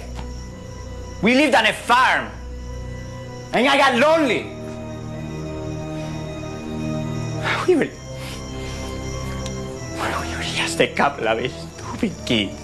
He's been shitting pancakes ever since. Oh, wait. Sorry. No, wrong movie. The hell's wrong with you, Putman? Then Putman says, it wasn't Juan. It was Dave. Hated Pete for what he did to Dave's parents. He pulls out the newspaper clipping, says nobody could have known this. Jenny wonders what's wrong with him. Everybody already knows this. The exposition. What's his way to bring up a sore subject? Dave looks at Coconut Pete with reverence. He was my Uncle Petey. He's ass off here, man.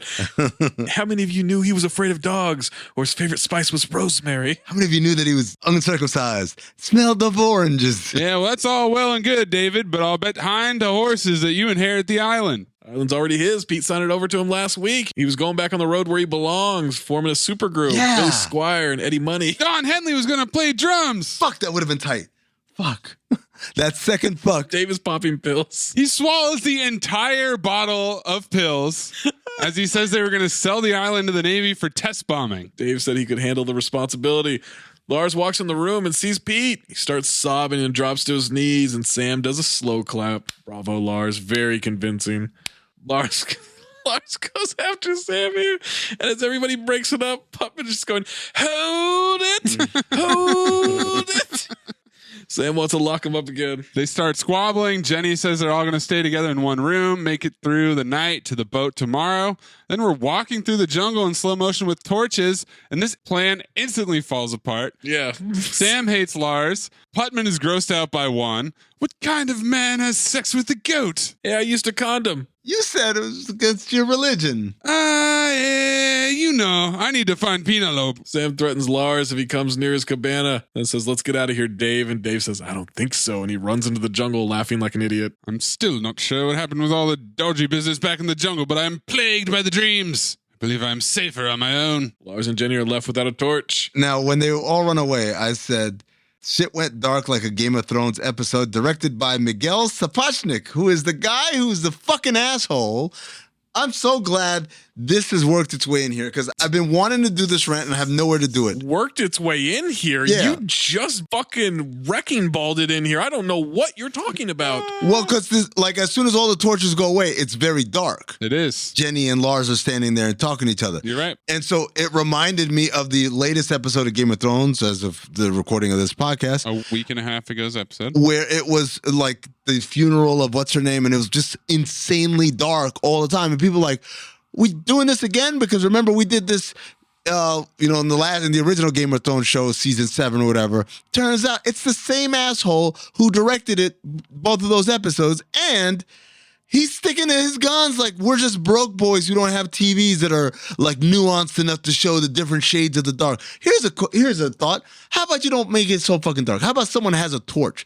Fuck out of here. I'm so sick and tired of them trying to put this on us. Hundreds of millions of people that we don't have good enough TVs. Well, guess what? In a year and a fucking half or 2 years or however long ago was the Game of Thrones, we still don't have good enough TVs.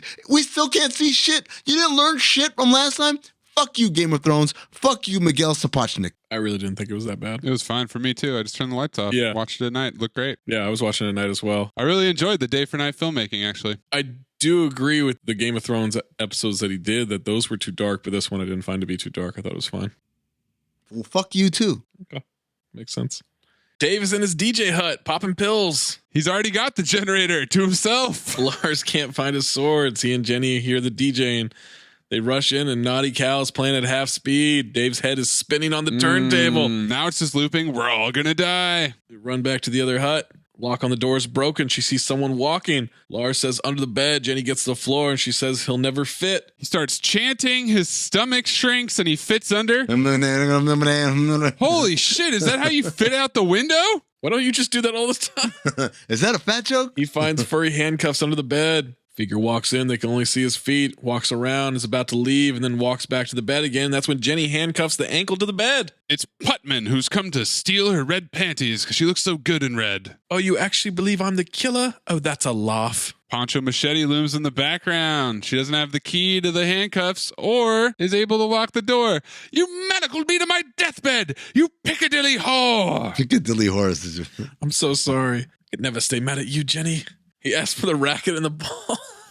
He just starts hitting tennis balls at this guy walking out for the machete. He eventually hits him in the dick. It clangs. Machete Phil! I knew it. He throws the machete into Putman's chest. He tells Jen to go. Lars says namaste. Fuck off. One last tennis ball before he dies. Lars and Jenny are hiding in the shower. We hear Putman off camera. Like Mustafa. Ah, yeah. You! Should have known it was you. Doesn't surprise me a bit, really. Say his name. Say the killer's name. I'm sure you think I'll go down without a fight, but it's not yet game set. Then he gets sliced repeatedly and his body hits the floor. You hear footsteps in the room. Then the footsteps stop. Lars is mouthing. He thinks the killer is gone. And then a bloody towel gets draped over the shower curtain and right onto his face. Oh, it's fucking gross. Killer leaves and Lars asks for some soap, please. Dance party at the club. Yeah. Roy pours blood down the ice luge right into Rog Gopsh's mouth. When's the last time any of you guys were at a party with an ice luge?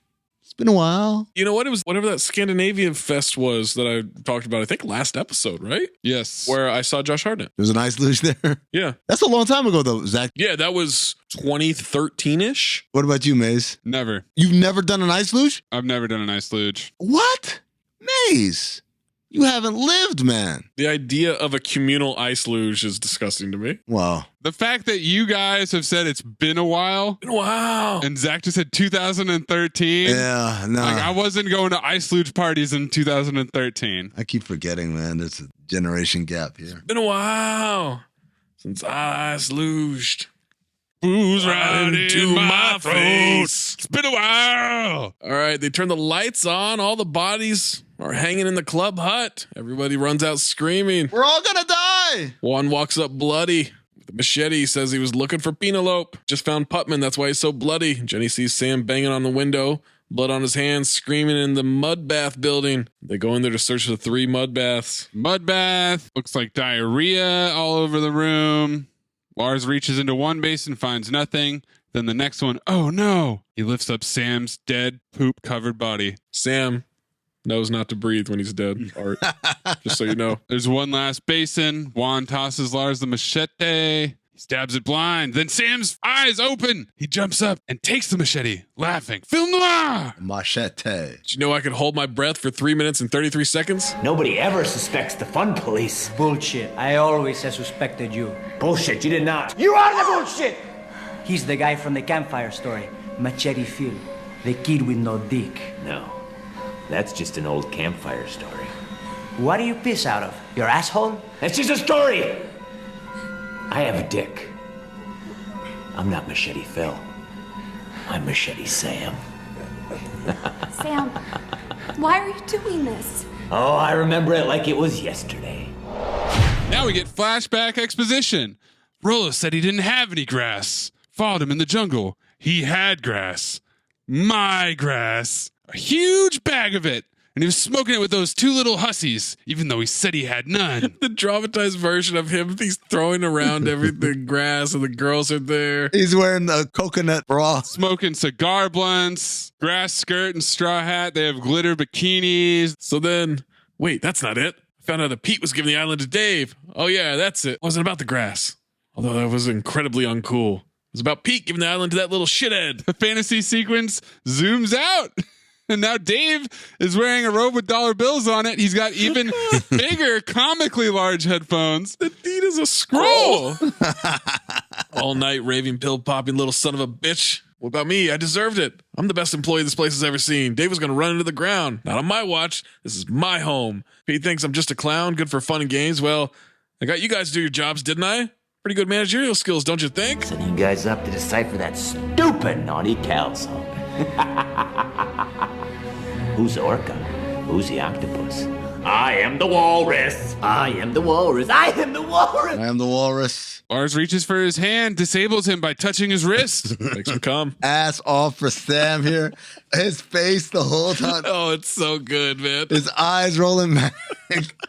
Ooh. Can't reach the snoring panda, but he can handle this. He'll orgasm for another few minutes. Get out of here. It's gonna get messy. They run out, heading back to the club. Nat Faxon grabs Penelope and just runs off with her. Muddy Sam is walking towards them. That's kind of what Amin's talking about. It's just chaos in the background. No one gives a fuck what's going on. It's great that they get back and people are still running out of the club like they were when they left. They pull the gate down in the club and lock it. They look at all the dead employees. Penelope is being drowned in the sex hot tub from earlier as Sam grins crazily ass off. Juan grabs an axe, breaks the glass tank. Sam sits up like Michael Myers or The Undertaker. Take your pick. I had Sam rises like The Undertaker. It's not a party until someone breaks the jacuzzi. He grabs the axe and then Lars stabs him with the machete from behind. Machete. Fun is done. What happened to the hot tub? Outside, everybody's just fucking and running around happy, drunk. Naked guy on a swing. Different person in the pretzel costume is fucking the shit out of the watermelon still. Jenny screams again and Sam is walking with the machete.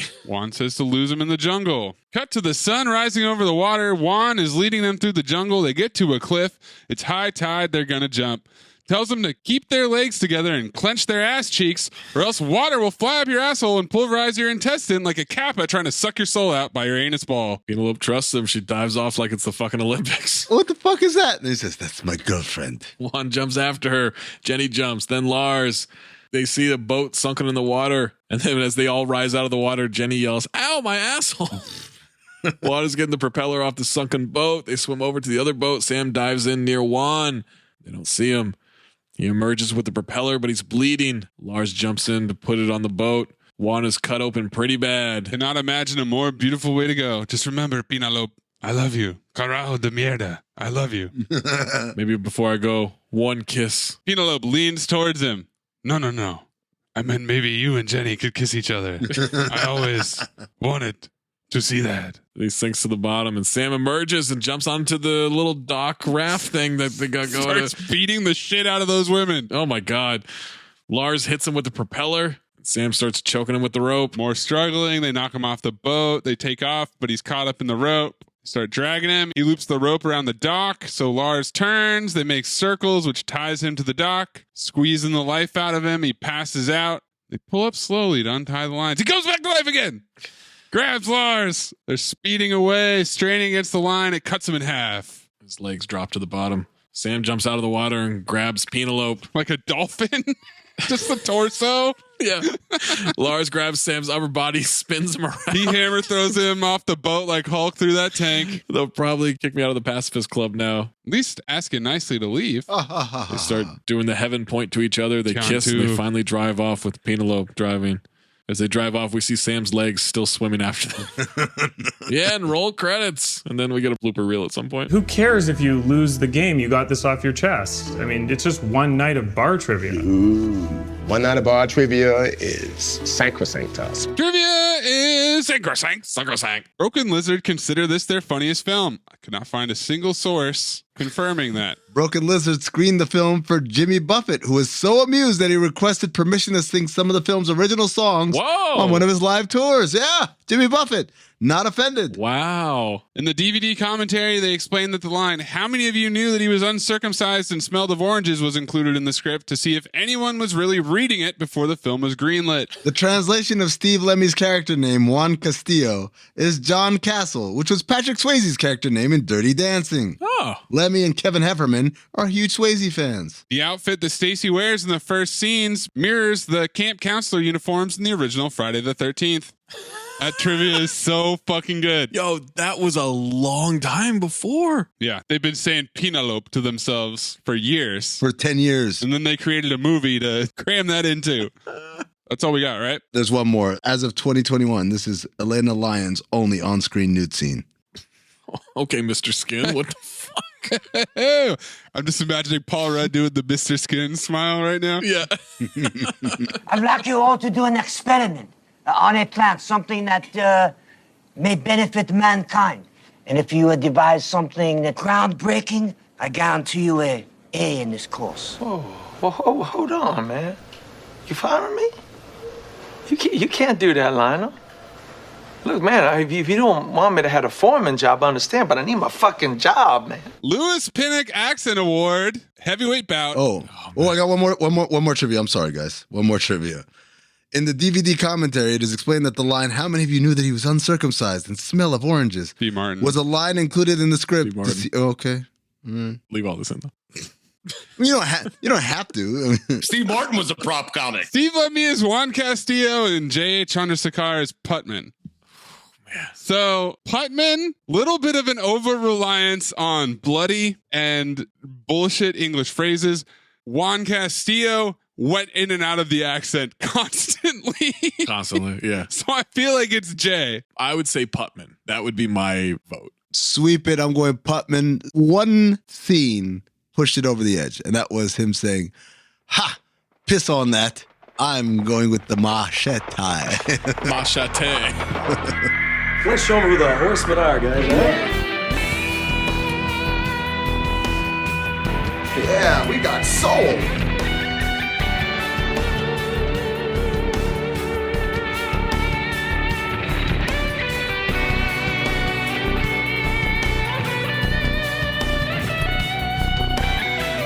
Five Horsemen.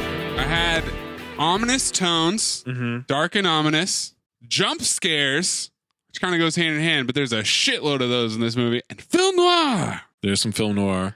Can we offer up, in a way, soundtrack exposition, considering they made songs for this movie, recorded them? Oh, which ended up being exposition. Yeah, it was kind of a leading red herring for a while. I submit to you, gratuitous as well. No, see, I would say this movie's dark and ominous. Okay.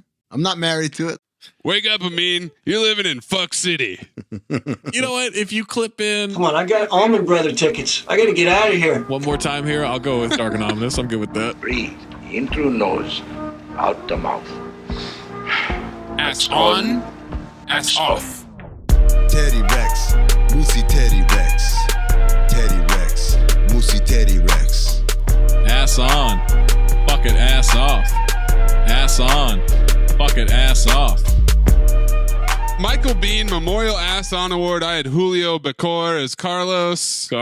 Sweep it. I'm trying to think of someone else that would even be. Carl Weathers Ass Off Award. Dude, this is going to be a tough one. You can take your pick from the Broken Lizard Boys. They all have their moments in this movie. I mean, Paul Soter, who's Dave, is fucking phenomenal in this.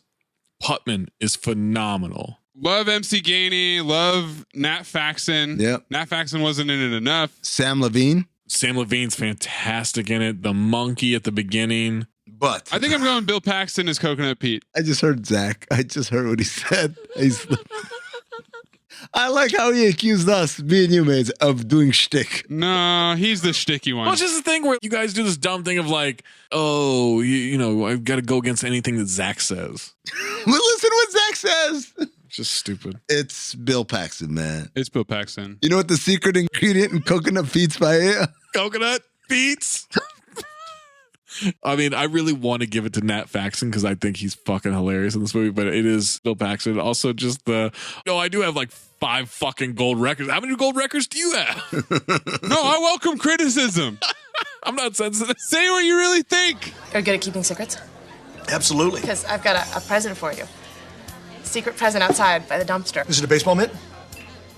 It fits you like a baseball mitt, like a glove. I hope. Golden Dumpster nominees. I had all the original songs they wrote for Coconut Pete, and then you can wrap in the album covers, the song names, just all of Coconut Pete's oeuvre. Yeah, just the character, the real like deep layering. The canon of Coconut Pete? Yeah, of Coconut Pete's canon. The flute that plays whenever Lars uses his magic fingers.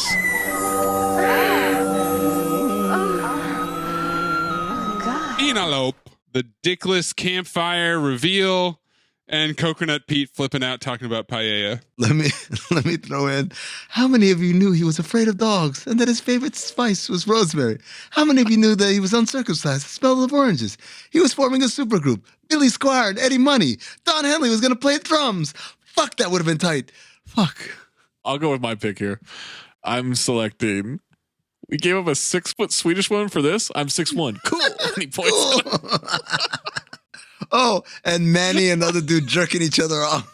There's a corpse I take it back. It's Manny and Roy. Manny and Roy's complete interaction at the pool. That's what it is for me. I got to give Nat Faxon something. That's it. Look at the chassis. Do you want to be drilled by Manny? Or by?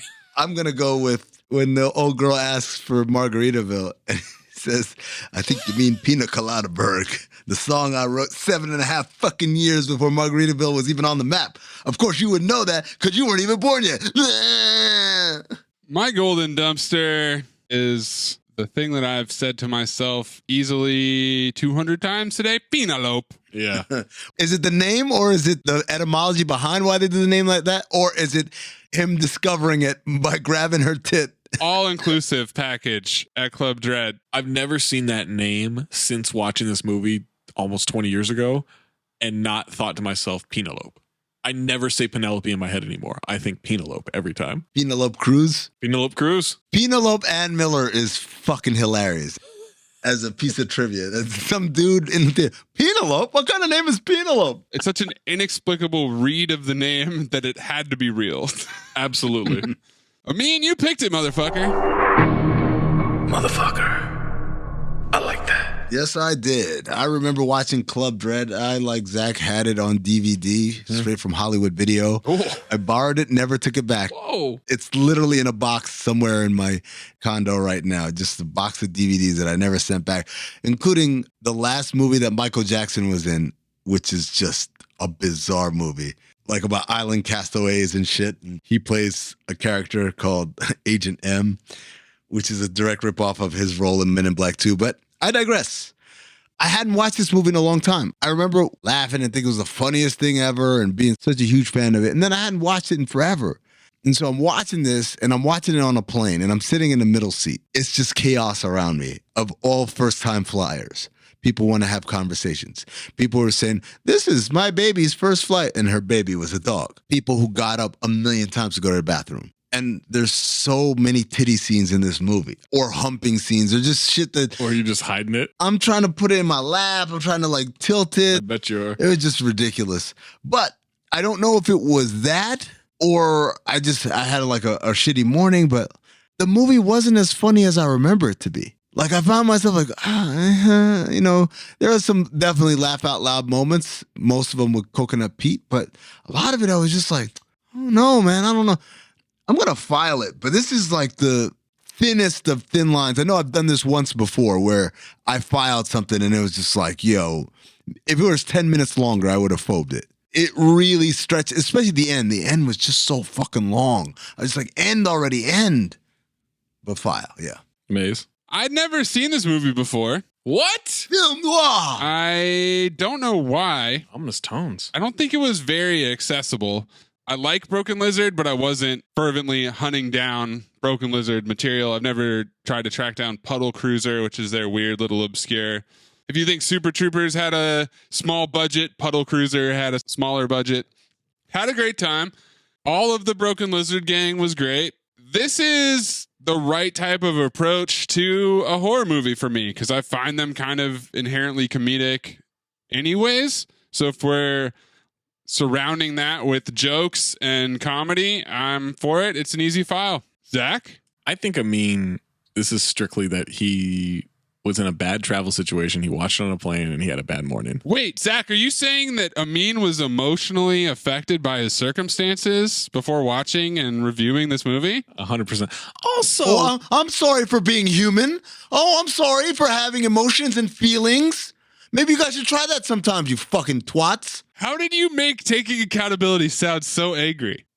Because he's not actually taking accountability. Oh, okay. That's what it is. It's like a faux accountability here. What? Did he just no-but me accurately describing what happened? Of course he did. No. Did you just try to no-but it again? He blamed it on literally anything else other than what he was going through. What? There's a dog on the plane and I'm in the middle seat, which is his fault. It's not my fault, by the way. What is it? How's that my fault? I don't believe that there are all these dogs on Amin's flights. No, I kind of do because I feel like he's just a magnet for pain. I have rarely seen a dog on a flight. I know. Rarely. They're everywhere. He's not making this up, though. I think he is. I think it's all shtick. I have documentation. The dog with the ISIS. Yeah. He could have stolen that from fucking anywhere, man. I don't know what you call it. Harness? The bulletproof vest. That was the funniest thing I've ever seen in my life. It was great. Zach, you and I could fly on a plane every day for 5 years and we would never see a dog with an ISIS harness. You call it a harness. It's a bulletproof vest, man. That's tactical. That's not no regular ass. It's not a real bulletproof vest. Yes, it is. How do you know? Did you shoot it? I tried. That's about as real a bulletproof vest as the one that came with my Steven Seagal Sheriff DVD. A bulletproof vest on a dog? Wait a sec. Hold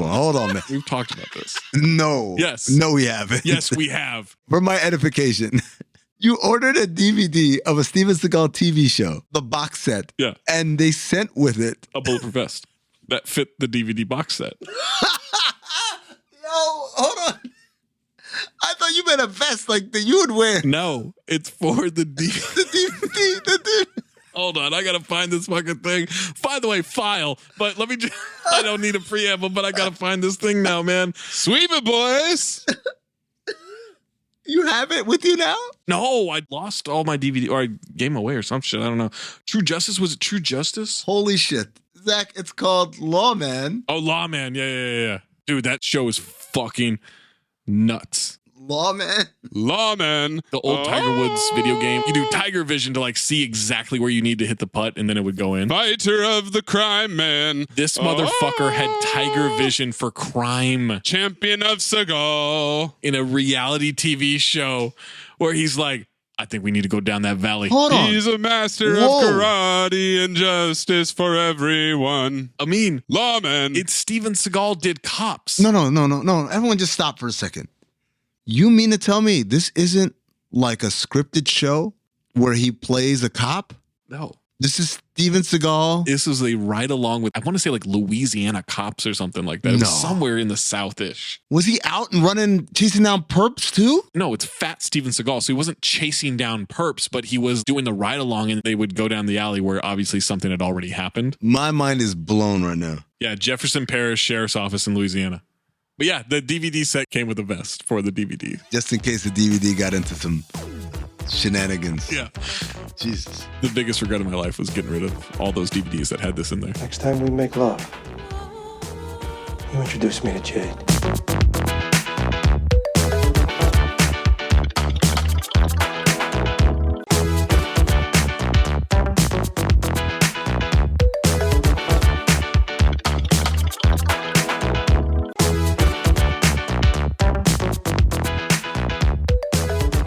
Maze, you're up next. Where are we going with? Well, howdy, partner. Well, howdy, partner. We had a limited selection for me to choose from here. I thought for a second. Does Dukes of Hazzard count as a Broken Lizard movie? No, it does not. Oh, it doesn't? Why does it not? It's not written by them. It's just directed by Jay. They make some cameos. Hold on. Let me submit this to you. Submit it. The first episode ever of All Fantasy Everything was the Airheads episode. And all it was them drafting movies that were starring either Adam Sandler, Steve Buscemi, or... Pauly Shore? No, not Pauly Shore. Brendan Fraser. Oh. And so I would say we could do AFE rules here, Airheads rules here. If you want to venture off into Dukes of Hazzard. I thought about it. I feel like if you want to do it, Maze, just do it. Yeah, if you have a submission, submit it. Then I thought, should we do classic cinephobe behavior? Watch a sequel first? Should I try and trick our listeners, our voters, into thinking that it's the original Super Troopers and do Super Troopers 2? This will be the first time we've ever completed the chain, right? Complete the circle? Well, it would be the first time if I was picking that. Whoa. But it's the Slammin' Salmon, boys. Don't vote for me.